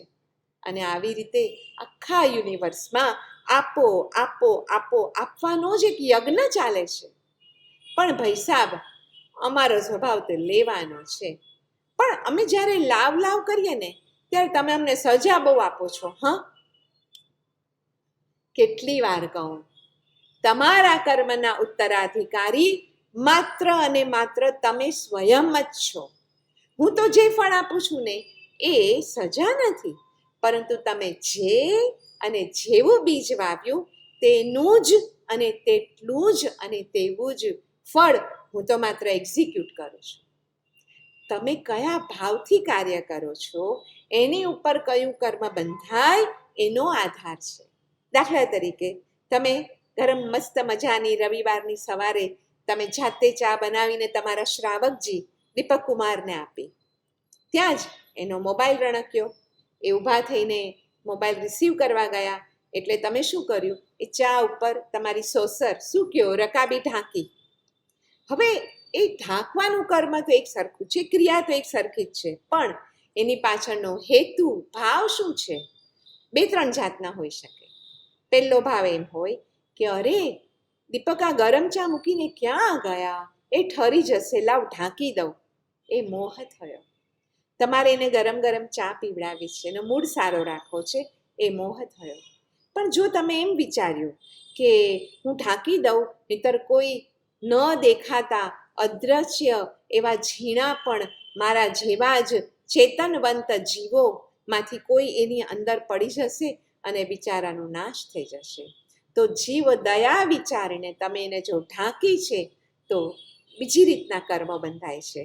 અને ત્રીજી રીત હજી એ પણ હોઈ શકે કે તમે એમ વિચારીને એ ઢાંકી હોય કે ધારો કે ઠરી જશે તો મારે એને ફરીથી ગરમ કરવા માટે અગ્નિકાયના જીવોને પાછો મારે હાસ કરવો પડશે, નાશ કરવો પડશે. બસ અમે તો જોઈએ તમારા મનમાં આ ક્રિયા પાછળનો શું હેતુ છે. હવે આ કર્મનો ભાર ઘટાડીને જવું કે વધારીને જવું, કારણ કે તમારા હાથમાં છે આ હેતુની ડિઝાઇન કરનાર આર્કિટેક્ટ પણ તમે જ છો. તો હવે તમારા હાથમાં જ છે કે તમે જ્યારે આવ્યા ત્યારે ધારો કે 100 કિલો વજન લઈને આવ્યા, તો એમાંથી હવે 10 કિલો કરવું છે કે 200 કિલો કરવું છે, એ તમારા હાથમાં જ છે. ખરી વાત કર્મા રાજા, આજે તમે બરાબર મને જ્ઞાન પીરસી રહ્યા છો. પણ એક સવાલ મને ક્યારનો મૂંઝવે છે કે અમારા મૃત્યુ પછી પણ તમે એક્ઝેક્ટ રાઈટ આત્માને એટલે કે અમને કેવી રીતે શોધી લ્યો છો? તમારી પાસે એવી સર્ચ લાઇટ કઈ છે? કેમ તમારું વેજા ગામમાં ફાર્મ હતું, એમાં તમે જોતા હતા ને કે હજારો ગાયોનું એક ગોકુળ હોય, તો એમાં તમે એ પણ જોયું હશે કે જેવી વાછરડીને છોડે ને તો એ વાછરડી તરત જ એની માતા પાસે પહોંચી જાય. તમને બધી ગાયો એક સરખી લાગતી હોય, પણ વાછરડી ઓળખી જાય મારો જન્મદાતા કોણ છે. બસ એવી જ રીતે અમે પણ અમારા જન્મદાતાને શોધીને એની પાસે પહોંચી જ જઈએ. જોકે ક્યારે, કેવા સ્વરૂપે અને કેટલા ગણી રીતે પહોંચશું એની ચક્રવર્તી ચાવી અમે તમારી પાસે નથી રાખી, પણ અમારી ભાષા કે એક્શન વૈશ્વિક ન્યાયના પ્રમાણમાં જ છે. હા, એટલે એ બાબતમાં તો અમે ક્યાંય બાંધછોડ કરતા નથી. અરે શું પણ કર્મ રાજા તમે પણ વાત કરો છો. મેં તો હમણાં એક બહુ જ અન્યાયભરી ઘટના જોઈ. અમે એટલા ફ્રેન્ડલી થઈ ગયેલા આટલા વખતમાં આ ઝૂમ કોલ ઉપર કે આમ મને ખ્યાલ ન રહ્યો કે ક્યારે મેં આવી રીતે કહી દીધું કે અરે તમે શું કર્મ રાજા, તમે અન્યાય કરો છો એવી રીતે.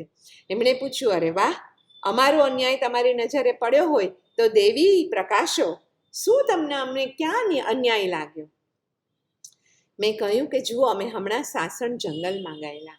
અમે તો જીપમાં બેઠા હતા અને સફારી કરતા હતા, જીપ સફારી. પણ અમે જોયું કે એક ગાય છે ને કળણમાં એટલે કે કાદવમાં ફસાઈ ગયેલી, અને એક ચોરે એટલે કે એ અમને જીપના ડ્રાઈવરે કહ્યું કે આ છે ને લાકડું ચોરવા આમ અંદરના રસ્તેથી જાય છે, આ તો બહુ મોટો ચોર છે, હમણાં એને પોલીસ પકડી લેશે. પણ એ ચોર એ કળણમાં થઈને એને બહાર નીકળવું હતું, કારણ કે એને જંગલમાં અંદરની તરફ જવું હતું લાકડા ચોરવા. તો એણે શું કર્યું, આ ગાયને ટેકો બનાવીને કળણમાંથી ધીમે ધીમે બહાર નીકળી ગયો. અરે પણ બહાર ગયા પછી અમે શું જોયું ખબર છે? અમારી જીપ થોડી આગળ ગઈ અને અમે જોયું કે ચોરને તો સોનાના સિક્કા ભરેલો એક થેલો મળ્યો. ભાઈ વાહ! થોડી વારમાં અમે પાછા ફર્યા એ જ રસ્તે. તો અમે શું જોઈએ છીએ?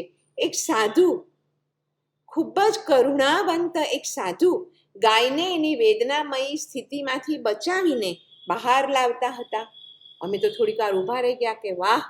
પણ પછી અમે જોયું કે જેવા એ જંગલમાં થોડાક આગળ ગયા ને તો પાંદડાથી ઢંકાયેલા એક કૂવામાં એ તો પડી ગયા ને મૃત્યુ પામ્યા. બોલો, આ તે તમારો કેવો ન્યાય? કર્મરાજા કહે, હે સન્નારી, એવું મરક મરક હસતા હસતા બોલ્યા, મને હજી પણ યાદ આવે છે. મને કહે, જે થયું એ બરાબર જ થયું છે. આ વિશ્વ એક પૂર્ણ સંવાદિત સુવ્યવસ્થાથી વ્યાપ્ત છે, એક ઇટરનલ ઓર્ડરથી ચાલે છે. એમાં ક્યારેય કોઈને પણ અન્યાય થવાની શક્યતા જ નથી, because universe is designed with precision and order. જો તમે જેને ચોર કહો છો ને, એના નસીબમાં હતો તો આખો સુવર્ણ મહેલ, પણ ગાય સાથે એણે જે વર્તન કર્યું ને એને કારણે એને માત્ર સોનાના સિક્કા ભરેલો એક નાનકડો થેલો જ મળ્યો. અને સાધુની પેલી મૃત્યુની પળ તો નિશ્ચિત જ હતી, પણ મર્યા પછી એમને દેવલોક ન હતો. એમનું આયુષ્ય કર્મ છેલ્લી ક્ષણે બંધાયું અને એમાં એને દેવલોક મળ્યો, જે ગાય સાથેના એના દયાભર્યા વર્તનથી મળ્યો. તેઓએ બંને પોતપોતાના ભાગ્યને પોતે જ ઘડ્યા, અમે તો માત્ર એક્ઝિક્યુટ કર્યા. પણ કર્મરાજા, મને છે ને મારી સાથે ઘણી બધી વાર અન્યાય થતો લાગે છે, અને ત્યારે હું તો બહુ હર્ટ થઈ જાઉં, મને બહુ ઓછું આવી જાય. તો એ વખતે શું કરવું? જુઓ, તમારે છે ને 3 સનાતન સત્યો યાદ રાખવા, એવું એમણે મને કહ્યું. મેં બરાબર યાદ રાખી લીધા છે. નંબર 1, તમને છે ને હર્ટ થાય ને ત્યારે તમારે વિચારવું કે જેની ઉપર તમારો અધિકાર નથી એને તમે ઈચ્છ્યું હશે તો જ તમે હર્ટ થાવ. તો અમારો અધિકાર કેટલો? અરે તમારો અધિકાર માત્ર અને માત્ર પેટ પૂર અન્નનો. તમને આ દેહ મળ્યો છે, તમે ભરી લ્યો, અન્ન એટલું ખાઈ લ્યો જેનાથી આ દેહ ટકે, એટલો જ અધિકાર તમને. એનાથી વધારાની દરેક ઈચ્છા મોહ છે.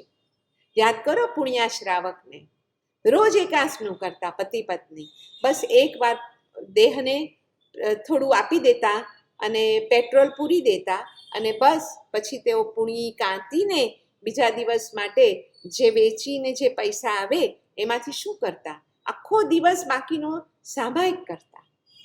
પહેલું આવશ્યક યાદ તો છે ને. હવે બીજું એક સનાતન સત્ય યાદ રાખજો કે જે તમારું પોતાનું છે, માત્ર એ જ તમારી પાસે રહી શકશે. બાકી બધાનો વિયોગ નક્કી જ છે. તો અમારું પોતાનું શું છે પ્રભુ? એમણે કહ્યું, આત્મા, તમે પોતે.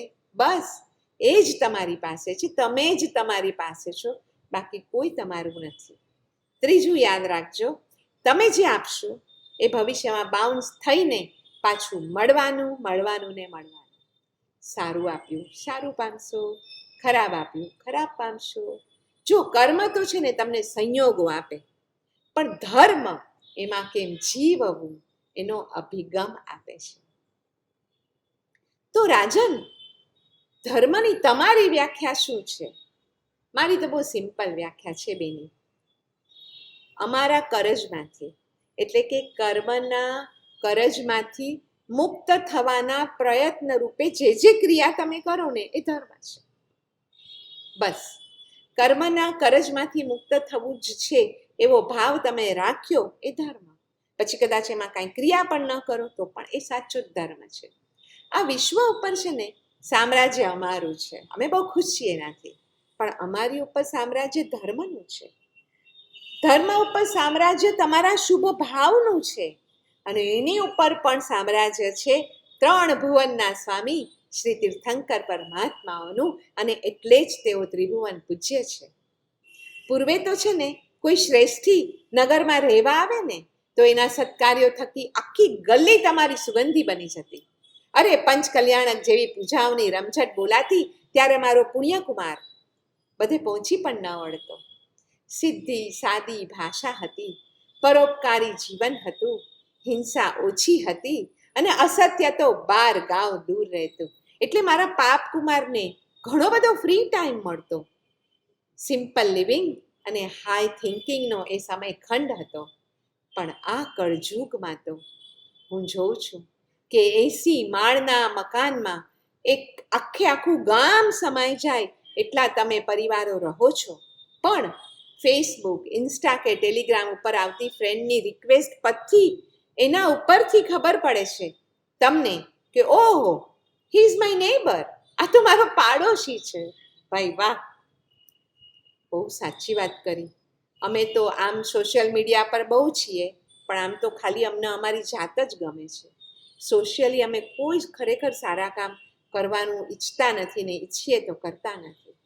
બહુ જ તમારી વાત સાચી છે, પણ એક પ્રશ્ન થાય છે કે હે કર્મરાજા, તમારે કોઈ શત્રુ તો હશે ને કે જે તમને ગણકારતો નહીં હોય, તમને તમારાથી ડરતો એ નહીં હોય અને આમ અભયપણે જીવતા હશે.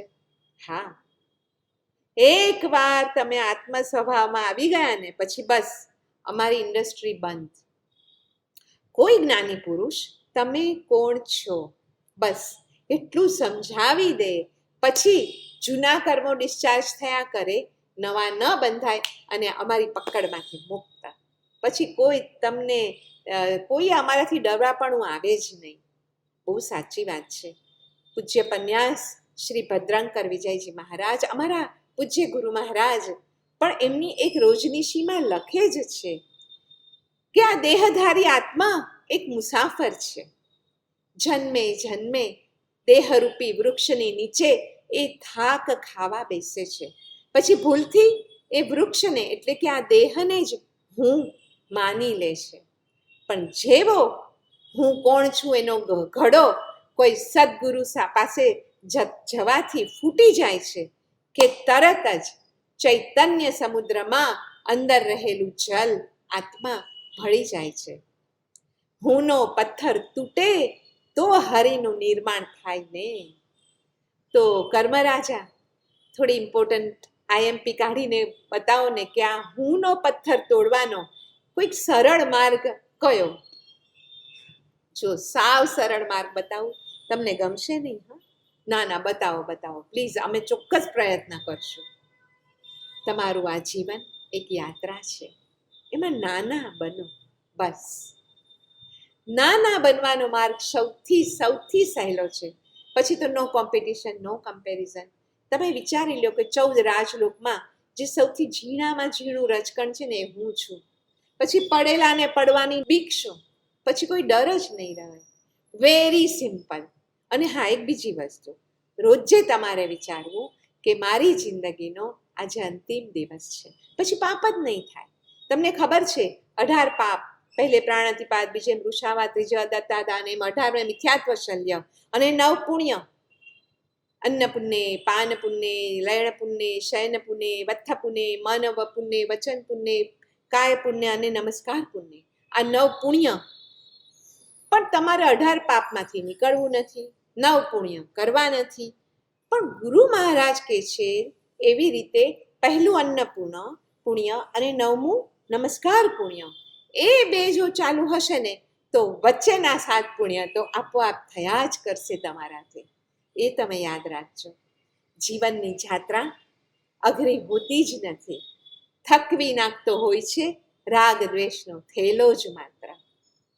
આ ઓનલાઈન શોપિંગ અને .comની દુનિયામાં હું પણ સર્ચ કરું છું એક સાચા માણસની, એક ખોજીની, જે લાગણી ભીનો હોય અને બીજાનું પહેલા વિચાર કરનાર, એક જ્યોતિર્મય ટોર્ચ બેરર હોય, જે કાગળ લખીને રોજે રોજ પોતાને જ પોસ્ટ કરે અને એમાં લખ્યું હોય કે કર્મ નિર્જરાનું મુહૂર્ત આજે જ છે, અત્યારે જ છે, if not now then when. આ જ ઘડી શુકનવંતી છે.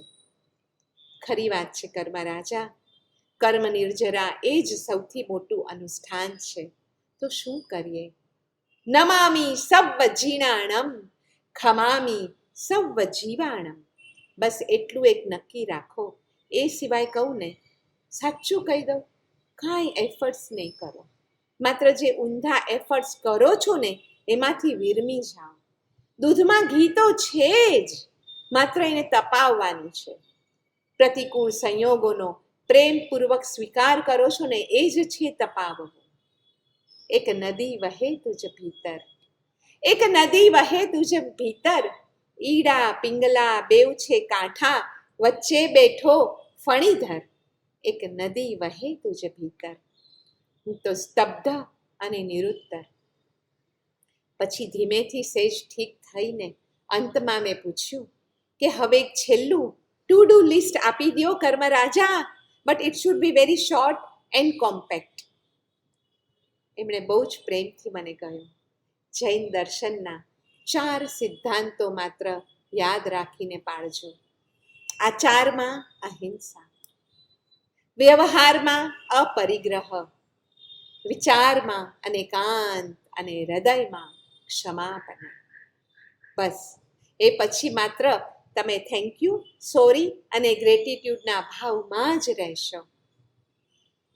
તો હે સન્નારી, time to go now, but I really appreciate કે ચેટ જીપીટી કે મેટા એઆઈથી આ બધું જનરેટ કરી લેવાની બદલે તમે આજે મારી સાથે લાઈવ ચેટ કરી. હવે મેં કહેલી વાતો યાદ રાખીને બધું સમેટવાની સાધના શરૂ કરજો. હા, ગુડ બાય. કર્મરાજા તો ગુડ બાય કહીને જતા રહ્યા, પણ એમની આવી ધારદાર અને પ્રજ્ઞાશીલ વાણીના વરસાદે મને એવી ભીંજવી છે કે એની વાંછટ હું અહીંયા આજે શેર કરવા આવ્યા વગર રહી ન શકી. કોઈ એપ કે ઓટીટી પ્લેટફોર્મ વગર જ મને મારી જન્મની વેબ સિરીઝ દેખાઈ રહી છે. હવે માત્ર પ્રેમથી ભીના ભીના થવું છે. અંદર સંજવારી કાઢવા એટલે જ મેં મનને મોરપીચ કરીને એની સાવરણી બનાવી લીધી છે. ઈજન છે તમને સૌને પણ કર્મરાજા તરફથી. તમે પણ તે સ્વીકારશો તો મારી વરસાદી સાંજની એ સ્પેશિયલ ડેટને હું સફળ થયેલી ગણીશ. ઉત્તરદાયિત્વ માત્ર અને માત્ર સંયોગો માટે આપણું પોતાનું જ છે. એ યાદ રાખીને હવે હું ફ્રી થાઉં કે ફેસબુક ખોલવાની બદલે કર્મા કેફેમાં ગાળેલી એ સાંજને સ્મરીને શિવમસ્તુ સર્વ જગતઃની પ્રાર્થના કરીને હું નવકારવાળી હાથમાં લઈ છું. હું નવકારવાળી હાથમાં લઈ લઉં છું, નવકાર જાપ કરવા માંડું છું. વોટ ઇઝ યોર ટેક અવે? કવિ હરીન્દ્ર દવે કહે છે એમ, શબ્દોની સંગત છોડી દઉં મારા સાધુ, મને આપો એક અનહદનો સૂર. મને શ્રવણદાન દેવા બદલ આત્મિક આભાર. જિનેન્દ્રની આજ્ઞાથી કાંઈ પણ વિરુદ્ધ બોલાઈ ગયું હોય તો ક્ષમા માંગીને આપ સૌની વિદાય લઉં છું. આત્મિક આભાર. અસ્તુ. નમસ્કાર. ભારતીબેન, આજે તો તમે અમારી સામે આખું કર્મનું શાસ્ત્ર મૂકી દીધું. કર્મની કેટલી બધી અઢળક વાતો અને કેટલી આમ સહજતાથી, અને તમારી વાત તો જુઓ, કર્મના ઉત્તરાધિકારી માત્ર આપણે, એ વાતમાં તમે કર્મ રાજાને લઈ આવ્યા અને કર્મ રાજા સાથે તમે ઝૂમ કોલની મિટિંગ કરી અને ઝૂમ કોલની મિટિંગ દ્વારા તમે આખા કર્મ ગ્રંથને અમારી સામે કેવો સરળતા, સહજતા અને સંવાદ રૂપે ઉઘાડી આપ્યો. કહેવું પડે કે આ જાણે કે આપણી અંદરની એક આખી આ યાત્રાને તમે સાવ ઉદાહરણ સાથે તમારી અનેક તાત્વિક વાતોને આમે જ કરીને બહુ અદ્ભુત રીતે મૂકી આપી છે કે આ કર્મ રાજાનું કોલિંગ, એ તમારો જે આખો સર્જનાત્મક વિચાર છે ને, એ ખરેખર અભિભૂત કરી ગયો. શું છે આ કર્મ? મનુષ્યની દરેકે દરેક ક્રિયાઓ અથવા દરેકે દરેક એને જે ફળ પ્રાપ્ત થાય છે, બધાની પાછળ જે આખું કર્મનું શાસ્ત્ર છે, એની વાત આજે ભારતીબેને આપણી સમક્ષ મૂકી અને આરંભમાં એમને આપણને જે શુભ લેશ્યા અને તેજોમય લેશ્યાઓ જે છે, કૃષ્ણ લેશ્યા, એનો કહ્યું કે આ બધા કર્મના પૂતગલો આત્મા ઉપર ચોંટતા હોય છે અને એને કારણે આપણે તેજો પદ્મ શુભ લેશ્યા અને એ શુભ કર્મોની વર્ગણા છે અને કૃષ્ણનીલ કપોત જે આપણા અશુભ કર્મોની વર્ગણા છે અને એ છેવટે આપણા જ કરેલા કાર્યોનું આપણને ફળ પ્રાપ્ત થઈ રહ્યું છે. એટલે આ કર્મની સત્તા આપણને કેવી હેરાન કરે છે, આપણને કેવા ફળ આપે છે, એની આખી વાત આપણી સમક્ષ આજે એમને મૂકી છે. આમ તો કર્મગ્રંથ આપણે સૌ ભણીએ ત્યારે આપણને કેટલા પ્રશ્નો થાય અને કેટલું અઘરું લાગે કે આ નથી સમજાતું, પરંતુ આજનું આ વ્યાખ્યાન સાંભળીને મને એમ થયું કે આ તો આપણને સાવ આજના યુવા પેઢીને, આજના સર્વ કોઈ જણને સાવ સહજતાથી સમજાઈ જાય એવી તમે આજે ઓપરેશન ટેબલ ઉપર તમે એવું સરસ વિવરણ કર્યું છે કે ન પૂછો વાત. એટલે આપણી જે કર્મો છે એ કર્મો ખરેખર તો જડ છે, પરંતુ એનો આપણે આત્મા ચેતનાઓ પર કેવો પ્રભાવ પડે છે એની વાત ભારતીબેન આપ કરતા જાઓ છો અને કહે છે કે આ કર્મની પછી કેવું છે કે એ કર્મ જે ભોગવે એને કર્મ ફળ તો મળવાનું જ છે, એટલે એને ભોગવવા તો પડવાના જ છે, પરંતુ એને આપણે કોઈ સાથે વહેંચી પણ શકતા નથી. કે આપ કહો છો કે કોઈ માતાને એમ થાય કે મારા સંતાનને આ બહુ પીડા થઈ રહી છે, હું આ સહન કરી લઉં, તો એ કર્મ વહેંચી શકાતા નથી. અને ત્યાર પછી આપ કહો છો કે જો આ જન્મમાં એ કર્મ પૂરા ન થાય તો તે આવતા જન્મ સુધી પણ જાય છે. કેટલી સરસ વાત કે આ કર્મના જે 3 સિદ્ધાંતો છે એને આપણે મૂકી આપ્યા. ત્યાર પછી આપણે કહ્યું કે ક્રિયામાન જે સંચિત પ્રારબ્ધ છે એની વાત આપ કરી છે કે આપણે સતત દિવસ રાત ક્રિયામાન કર્મમાં હોઈએ છીએ. કોઈકને ગાળો આપવી, લાફો મારવો, આ બધું આપણી ક્રિયાઓ છે અને એટલે આપણે તરત એનું ફળ પણ આપણને મળી જાય છે. પરંતુ જે સંચિત કર્મ છે એનું ફળ આપણને અત્યારે પણ મળે અને પછી પણ મળે. અને ભવે ભવ કરેલા જે કર્મો છે એને આપણે નિરંતર ભોગવવા પડતા હોય છે. એટલે આપણા ગયા જન્મના પણ સંચિત કર્મો જે છે એનું અત્યારે પણ આપણે ફળ ભોગવવું પડે. એટલે એમ કહે છે સંચિત કર્મ માટે આપણે સરસ એ પ્રતીક મૂક્યું કે આ લોકરમાં મૂકેલું છે, જે ત્યાં ભેગું થયું છે અને પછી જમા થયા કરે છે અને પછી એ ગમે ત્યારે આવે અને આપણે એની જે ભોગવટો છે એ કરવાનો રહે છે. આ કર્મ જેનું ફળ છેવટે આપણે જ્યારે ભોગવવાનું હોય તો પછી આપણે એના કરતી વખતે જાગૃત કેમ ન થઈ જઈએ એ વાત તરફ તમે લઈ ગયા. અને એટલા જ માટે તમે કહો છો કે થોડીક નિર્જરાનો આપણે ખ્યાલ રાખવો જોઈએ અને એ જેમ જેમ નિર્જરા વધતી જાય છે એમ એ કર્મની સત્તા ઓછી થતી જાય છે. ભારતીબેને આજે દરેક પ્રશ્ન જાણે કર્મ રાજાને પૂછતા હોય અને કર્મ રાજા જ એનો જવાબ આપતા હોય અને ભારતીબેને આપણને સમજાવ્યો છે. એટલે હું ભારતીબેન એ રીતે મૂંઝાઈ ગઈ કે કર્મ રાજાએ કહ્યું કે ભારતીબેને કહ્યું, પણ હું તો એમ જ કહીશ કે ભારતીબેને કહ્યું તો આ એ બે સરસ પાત્રો વચ્ચેના સંવાદમાંથી અમને સંચિત કર્મની આખી વાત સમજાય છે, કર્મની નિર્જરા કરતા રહેવાની આખી વાત સમજાય છે. અને પછી છેવટે બધું જે સવાલ બીજો આપ પૂછો છો કે તો પછી પુરુષાર્થ શું છે, પ્રારબ્ધ શું છે, અને પ્રારબ્ધ જો બધું નક્કી જ કરેલું હોય તો પછી પ્રારબ્ધ કઈ રીતે કામ આવે છે. પણ તું જે નક્કી કરેલું છે એ બધું પોતે જ ઘડેલું છે. જાતિ કર્મ આપણને જે પણ કંઈ મળ્યું છે, જે આપણને ક્યાં જન્મ થાય છે, આપણને જે જાતિ મળે છે, કયું કુળ મળે છે, એ સર્વ આપણા કર્મોને આધારે જ આપણને કુળ અને એ ઘર મળે છે. અને એમાં ફળી આપણે પુરુષાર્થ એ કરવાનો છે કે કર્મ જે બંધાયેલા છે એનું જે ન ગમતું ફળ જો મળતું હોય તો ત્યારે આપણે નિર્જરા કરવાની છે. તો પુરુષાર્થ એ કર્મને સમ્યક રીતે એ કર્મને સમતા ભાવ સાથે ખપાવી દેવામાં પુરુષાર્થ કરવાનો છે, એ વાત આપે મૂકી છે. અને ત્યારબાદ આપ ઉદાહરણ સાથે સમજાવો છો કે દ્રવ્ય ક્ષેત્ર કાળ ભાવ અને ભવ બહુ મહત્વનો છે. કે સમજો કે કોઈને કોરોના કાળમાં જો તાવ આવે તે અને અત્યારે તાવ આવે તો આ બંનેમાં કેવો ફરક છે એની વાત તમે અહીંયા મૂકી છે. કર્મ રાજા બધી જ જગ્યાએ આપણને કહે છે અને દરેક જગ્યાએ આપણી સાથે ચાલતા હોય છે. આપણે દરેક ભાવમાં કર્મરાજા આપણી સાથે ચાલતા હોય છે. એટલે આપ કહો છો કે આપણે જીવનમાં આ બધી જ ચિંતાઓ કરી, કર્મ ભોગવવાની, એની કઈ રીતે નવા કર્મો ન બંધાય, પરંતુ આપણે સૌએ એક સૌથી મહત્વની જે ચિંતા કરવાની હતી એ હતી આ જન્મ બનવાની. ભારતીબેન કહે છે કે આપણે સૌ મળીને આ જન્મ બનવાની ચિંતા કરીએ. અને એવું મતલબ કે હવે ફરી આપણે એ જન્મ ધારણ ન કરવો પડે એ દિશામાં આપણે જઈએ અને કર્મરાજાની ફ્રીડમ, કર્મરાજાની સત્તામાંથી આપણને ત્યારે જ મુક્તિ મળશે. અન્યથા આ કર્મરાજા આપણને છોડવાના નથી. અને એટલા માટે આપે 5 રસ્તાઓ જે દેખાડ્યા છે, અવિરતિ, મિથ્યાત્વ માન્યતાથી મુક્તિ, પ્રમાદ, કષાય અને યોગ, આ જે 5 મહત્વના આશ્રવો છે અને એમાંથી આપણે કઈ રીતે એ બાંધીએ છીએ, એનાથી છૂટીએ છીએ એ તરફ આપણે ધ્યાન આપવાનું છે. આપ જણાવો છો કે મનુષ્ય સ્વીકારતા શીખવાનું છે, સંચિત કર્મને યાદ રાખવાના છે અને જ્યારે એ ભોગવવાના આવે છે ત્યારે એને હસતા હસતા સ્વીકારતા જાઓ. એ થઈ ગયું છે, મેં આ કાર્ય કરેલું છે, મને આ રોગ થયો છે તો મારે હવે સહન કરવાનો છે. અને એ રીતે પછી આપણે સરસ જજ અને ફાંસી જે થઈ હતી એનું ઉદાહરણ આપ્યું કે એને ફાંસી જજે જોયું હતું કે આ માણસે ખૂન નથી કર્યું અને છતાં પણ એને ફાંસીની સજા થઈ છે. તો એને જે ફાંસીની સજા થઈ છે એ એટલા માટે થઈ છે કે ભલે અત્યારે એનો ગુનો નથી કર્યો પણ પૂર્વે એને ગુનો કર્યો હતો અને ત્યારે એ નિર્દોષ છૂટી ગયો હતો, તો છેવટે એને ભોગવવાનું આવ્યું જ. અને શા માટે જજને જાતે? કારણ કે ત્યારે એને નિર્દોષ છોડાવવામાં જજનો પણ ભાગ હતો. તો કેવું છે આખું આ વિષ ચક્ર જે છે એ ચક્ર ફરતા પાછું ત્યાં જ આવીને ઊભું રહે છે. એટલે કરેલા કર્મો ભોગવવા પડે છે. અને એટલા માટે આપ કહો છો કે પહેલાં 4 ઘાતી કર્મો અને પછી 4 અઘાતી કર્મો. આજે જ્યાં સુધી એ નષ્ટ નથી થતા ત્યાં સુધી આપણને કેવા વિચારો આવે છે. તો જે છે જ્ઞાનાવર્ણીય કર્મ, દર્શનાવર્ણીય કર્મ, મોહનીય કર્મ અને અંતરાય કર્મ. કોઈના આપણે નડતર બનીએ, કોઈના સારા કાર્યમાં આપણે વિઘ્ન ઊભું કરીએ, અંતરાય કર્મ.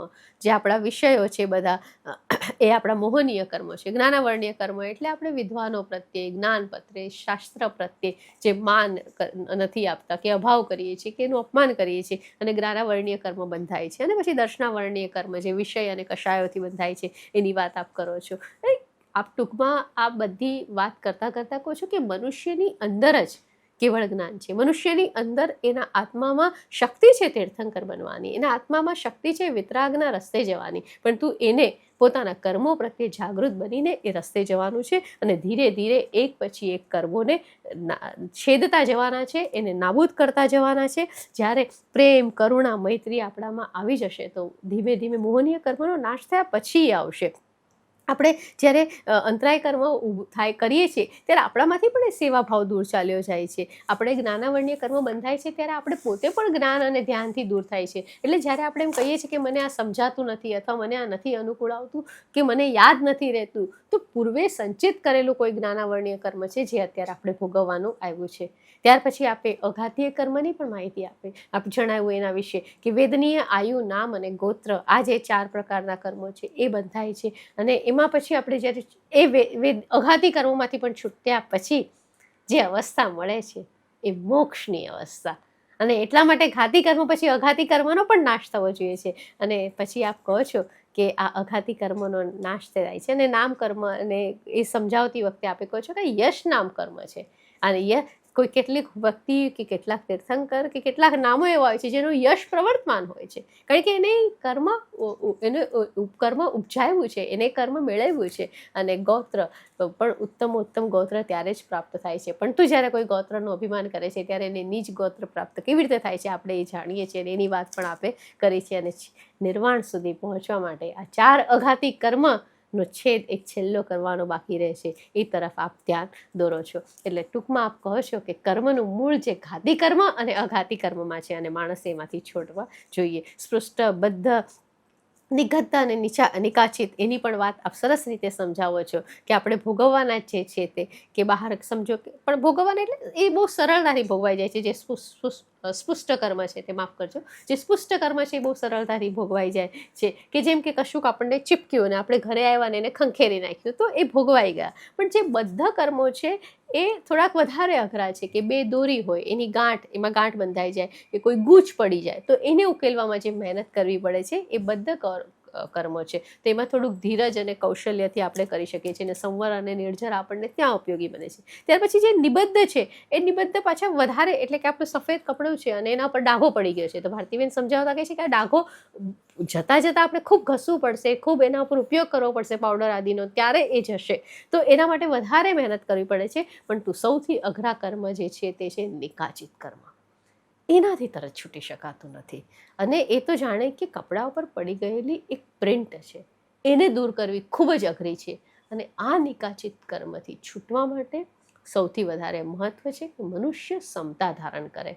મનુષ્ય પોતાની અંદર એ સમતા ધારણ કરે અને જે પણ કંઈ થઈ રહ્યું છે એને નિર્લેપ રીતે એનો અનુભવ કરે, અને એમાં વળોટાઈ નહીં, એમાં પોતાની જાતને આરોપિત ન કરે, કારણ કે એ ભોગવ્યા સિવાય તો કોઈ બીજો છૂટકો નથી. તો આ રીતે આ બધા જ કર્મોનો ભોગવટો મનુષ્યએ કરવાનો રહે છે. પણ તો એને ભોગવટો કરતાં એમાંથી છૂટતા કઈ રીતે કર્મની સત્તામાંથી છૂટી શકાય છે, આખું કર્મનું જે ચક્રવ્યૂહ છે, કર્મનું જે આખું વર્તુળ છે, એ વર્તુળનો આજે ભારતીબેને બહુ સરળતાથી, મને કહે કે અભિમન્યુના 7 ચક્રવ્યૂહ જેવા આ અનેક ચક્રવ્યૂહનો આજે એમને બહુ સરળતાથી અને સહજતાથી આપણને સમજણ આપી છે એમના વ્યાખ્યાનોમાં. અને છેવટે ભારતીબેન કહે છે કે આ કષાયોને મુક્ત કર્યા, બાહ્ય તપ અને આભ્યંતર તપ તરફ આપણે વળ્યા, અને આપણને દેવોને પણ દુર્લભ એવો આ મનુષ્ય જન્મ મળ્યો છે. ત્યારે આપણે એમને ખાસ કહ્યું છે કે સુવર્ણની થાળમાં રેતી ભરી રહ્યા છીએ, ઐરાવત હાથી પાસે આપણે કાષ્ટ ઉપાડવાનું કામ કરી રહ્યા છીએ, અને રત્નોથી આપણે કાગડાને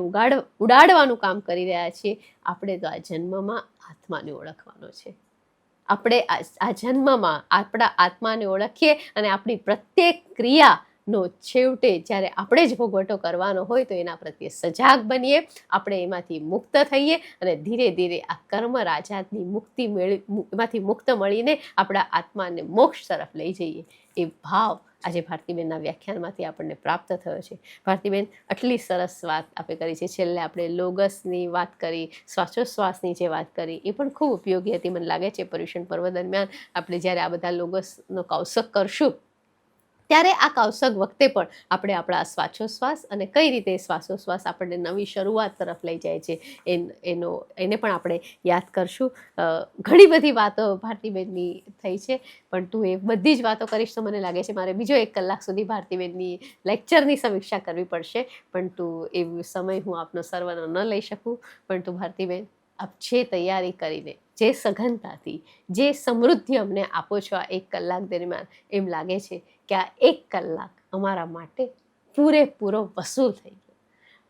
1 આખું વર્ષ આપનું વ્યાખ્યાન સાંભળવા માટે અમે આતુરતાથી રાહ જોતા હોઈએ છીએ. અને દર વખતે એમ થાય કે આજે કયો નવો વિષય લઈને આવશે, આજે બેન કઈ નવી વાત ઉપર પ્રકાશ પાડશે, અને દર વખતે તમે અમને છલકાવી દો છો. ફરી અનેક વાર આપનો ખૂબ ખૂબ આભાર માનીએ છીએ. આપ વધુ ને વધુ વ્યાખ્યાનો આપો એવી એક નમ્ર વિનંતી કરીએ છીએ આપણે, અને આપ સતત આ મંચ ઉપર આવતા રહો એવી પણ ઈચ્છા આપની સમક્ષ મૂકીએ છીએ. ભારતીબેનના આ વ્યાખ્યાન માટે ખૂબ ખૂબ આભાર. સાથે સાથે આપણી ભક્તિની ધૂન માટે જોનીભાઈનો અને બંને એમની સાથે જોડાયેલા ભાઈઓનો પણ આભાર. લોકમિત્રામાંથી જેમને આજે રજૂઆત કરી રહ્યા છે એમનો પણ આભાર. આપ સૌ કોઈ રોજ અમારી સાથે સંવાદ કરો છો, વાત કરો છો, એમનો આપનો પણ આભાર. અને ખાસ સૌથી મોટો આભાર માનું છું કે જે કોઈ અમને આ છેલ્લા 4 દિવસથી પ્રભાવના માટેનો લાભ આપી રહ્યા છે, એ સર્વનો પણ આભાર માનીએ છીએ.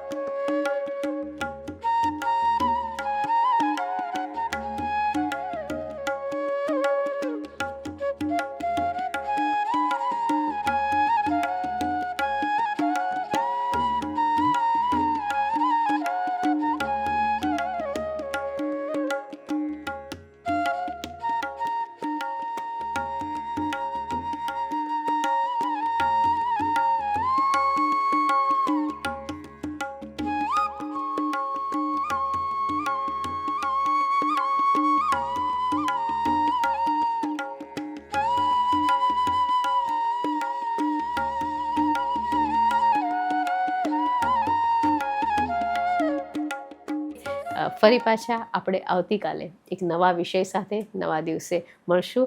આવતીકાલે રમઝાનભાઈ પોતાની વાત કરવાના છીએ, તો કાલે ફરી પાછા આપણે સવારે મળીએ છીએ. ત્યાં સુધી પ્રણામ. મુંબઈ જૈન યુવક સંઘે આ વર્ષે પોતાના કરુણા પ્રકલ્પ માટે જે સંસ્થા પસંદ કરી છે તેની થોડી વાત કરવી છે. એ સંસ્થાનું નામ છે લોકમિત્રા. એક અનોખી સંસ્થા, તેની અનોખી શાળા અને એને સ્થાપનારા અનોખા દંપતી છે. પહેલી વાત, જે સ્થાપક છે ચૈતન્યભાઈ અને સોનલબેન, એમના પરિવારની. ચૈતન્યભાઈનો આખો પરિવાર, પરિવેશ, ત્યાંનું પર્યાવરણ એમના ઉપર ખૂબ અસર કરી ગયું છે. પર્યાવરણની કે વાતાવરણની, પરિવારની કે પરિવેશની અસર પડે છે અને ખૂબ વિધાયક અસર પડે છે, તે આ દંપતીને જોતાં આપણે સમજાય છે. ચૈતન્યભાઈના માતા પિતા, દાદા દાદી, નાના નાની સૌ આઝાદીની લડત સાથે સંકળાયેલા. એટલે કે રાષ્ટ્રીય વારસો, નૈતિકતાનો વારસો, ઘરનો સંસ્કાર વારસો, મહાત્મા ગાંધીના વિચારો, આ બધું તેમને વારસામાં મળેલું. ચૈતન્યભાઈ સ્નાતક થયા અને તેમને થયું કે મારું હૃદય તો ગામડાનું છે, અને ગામડું એટલે ગામડામાં રહેવું એમ નહીં, પણ ત્યાંના થઈને રહેવું. એટલે એમણે એક અંતરિયાળ ગામડું પસંદ કર્યું, ઢેઢુકી, અને ત્યાં એમણે કામ શરૂ કર્યું. ગામડું તેમના આરાધ્ય દેવતા, ગ્રામજનો, ગ્રામ શિશુઓ, ગ્રામ કાર્યો, આ બધું તેમણે ત્યાં વિકસાવ્યું. ધીમે ધીમે કરતાં આપણે ત્યાં ગામડાના ગુણગાન ગાનાર તો ઘણા, ગામડામાં રહે પણ ખરા, પણ શહેરમાં રહેતા હોય એ રીતે જ ગામડામાં રહેવાનું પસંદ કરે. ત્યારે ચૈતન્યભાઈએ તો ગામડાના બનીને જ ત્યાં રહેવાનું પસંદ કર્યું, અને એવો સંપર્ક પણ રહ્યો, અને એવી સાદાઈથી, સ્વાશ્રયથી, સ્વાવલંબનથી એવો ત્યાં રહે છે. ગામડા બેસનાર હોય, પણ ગામડાના બનીને બેસવું એ હોય તો વધારે આપણને ગમે અને સાચું લાગે. એટલે એમના હૃદયમાં ગામડું હતું, એટલે ત્યાં એમણે ગોઠવ્યું. અને ગામડું એટલે ખેડૂતો, ગ્રામ મહિલાઓ, ગ્રામ શિશુઓ, પશુપાલન, વનરાજી, પ્રકૃતિ, ડુંગર, આ બધું ગામડું કહેવાય. અને તેમણે એની વચ્ચે કામ શરૂ કર્યું. ભૂલકાઓના કામથી, નાના બાળકોના કામથી, નાના ગ્રામ શિશુઓના મુખમાં સ્મિત આવે એવા કામથી. કિલ્લોલ બાલ મંદિર એ એમનું પ્રારંભનું સર્જન, જેમાં સ્વતંત્રતા, સ્વયંસ્ફૂર્તિ, સર્જનશીલતા એ મુખ્ય હતા, જે ગીજુભાઈ કહેલા. અને એમણે સર્જનશીલતાના તો ઘણા પ્રયોગો પણ કર્યા, આજે પણ ચાલુ જ છે. કિલ્લોલ મેળો એમાંથી આવ્યો, અને ગુજરાતમાં એક કિલ્લોલ સંસ્થા, કિલ્લોલની સર્જન પ્રવૃત્તિઓ, કિલ્લોલના કાર્ડ એ બહુ જાણીતા બની ગયા. ચૈતન્યભાઈ સોનલબેનની સંસ્થા લોકમિત્રા જે ચલાવે છે, તેઓ એમ લાગે કે મોટી સંસ્થા હશે, પણ ખૂબ નાની સંસ્થા, પણ કામ બહુ મોટું. ઘણા મકાનો હોવા, ઘણી સમૃદ્ધિ હોવી એ કંઈ મહત્ત્વનું નથી, પણ ઊંડાણથી કામ થાય, સરસ કામ થાય. જે લોકો માટે કામ કરીએ છીએ ના ચિત્તમાં વસવાટ થાય એ મહત્ત્વનું છે. કિલ્લોલ શાળામાંથી એક નવી જરૂરિયાત ઊભી થઈ, એક પડકાર આવ્યો, અને એમાં ક શાળા શરૂ થઈ. ક શાળા એક વિશિષ્ટ શાળા છે, ને કદાચ આવતીકાલની શાળા છે. એક વખત હું ગયેલો, ને બાળકો ઝાડ ઉપર રહે, એમનું છાત્રાલય ઝાડ ઉપર હતું, ત્યાં જ રહેતા હતા, ચડે ને ઉતરે. તો એક કેવી શાળા, એની કલ્પના આપણે કરી શકીએ છીએ. ભોજનાલયમાં ગયો તો બાળકો રસોઈ બનાવતા હતા, ગાતા ગાતા રસોઈ બનાવે. પુસ્તકાલય ગયો તો કેટલા બધા પુસ્તકો અને બીજી વસ્તુનો સંગ્રહ. તો આ ક શાળા એક જુદા પ્રકારની શાળા છે, જેમાં કોઈ નિયત અભ્યાસક્રમ નથી, નિયત સમયપત્રક નથી, કોઈ પરીક્ષાઓ નથી. બાળકો પોતે જ નક્કી કરે છે મારે શું ભણવું છે, કેવી રીતે ભણવું છે, ક્યાં જઈને ભણવું છે. એના તજજ્ઞ લોકો આવે, એ કેટલાક વિષયો ભણાવે અને સરસ રીતે ભણે. કામ કરતાં કરતાં ભણે. એટલે ક શાળાનું શિક્ષણ એ અનુભવ કેન્દ્રિત શિક્ષણ છે અને અનુભવ જેથી મળેલું છે એ ભૂલાતું નથી હોતું. I see and I see and I remember but I do and I understand. એટલે અનુભવ અને અનુબંધ એ બે પાંખો છે આ સંસ્થાની. એટલે એક જુદા જ પ્રકારની શાળા જેમાં ગામડાના પ્રશ્નો, ગામડાની જરૂરિયાતો, ગામડાના સંગઠન સજીવ ખેતીનું કામ કર્યું અને કરે છે. તો પ્રદેશના લેવલે, રાજ્યના લેવલે એનું કામ પહોંચ્યું છે. તો આ બધું કામ એમના દ્વારા થાય છે. એમને એવોર્ડ પણ મળ્યા છે, દર્શક એવોર્ડ મળ્યો, બીજા એવોર્ડો પણ મળ્યા. પણ એવોર્ડ માટે કરે છે એવું છે જ નહીં. એ કરે છે, રસ્તામાં કોઈ આવી જાય રીતે એવોર્ડ મળ્યા કરે છે. પણ ગળથુથીમાં જે ઘૂંટી એમને પાવામાં આવેલી એમના માતા પિતા દ્વારા નૈતાલની અને ગામડાની અને ગાંધીની અને ગરીબ લોકોની એની સાથે કામ કરવાની, એ બધું એમને ઊભું કર્યું છે. તો આવા ચૈતન્યભાઈ, સોનલબેન અને એમ લોકમિત્રા સંસ્થા એક સરસ કામ કરે છે, ઘણું સરસ કામ કરે છે. અનોખું જ કામ છે, વિશિષ્ટ કામ છે. અને એ જોયા વગર, ત્યાંના સંવેદનો અનુભવ્યા વગર આપણે ખબર પણ ન પડે એવું સરસ કામ છે. તો આ સંસ્થા માટે દિલ ખોલીને જેટલું આપી શકાય એટલું આપવું જોઈએ. કારણ કે આવી સંસ્થાઓ, આવું કામ કરનારી સંસ્થાઓ, આવા વ્યક્તિઓ, આવા માણસો બહુ જ ઓછા થતા જાય છે. બીજાને પણ ચેપ મળે, બીજા પણ પ્રેરણા મેળવે, એ પણ જરૂરી છે. તો આપ સૌને વિનંતી છે કે આપ સૌ આ સંસ્થાને બરાબર હૃદયમાં ઉતારો અને એને દિલથી મદદ કરો. સૌનો આભાર.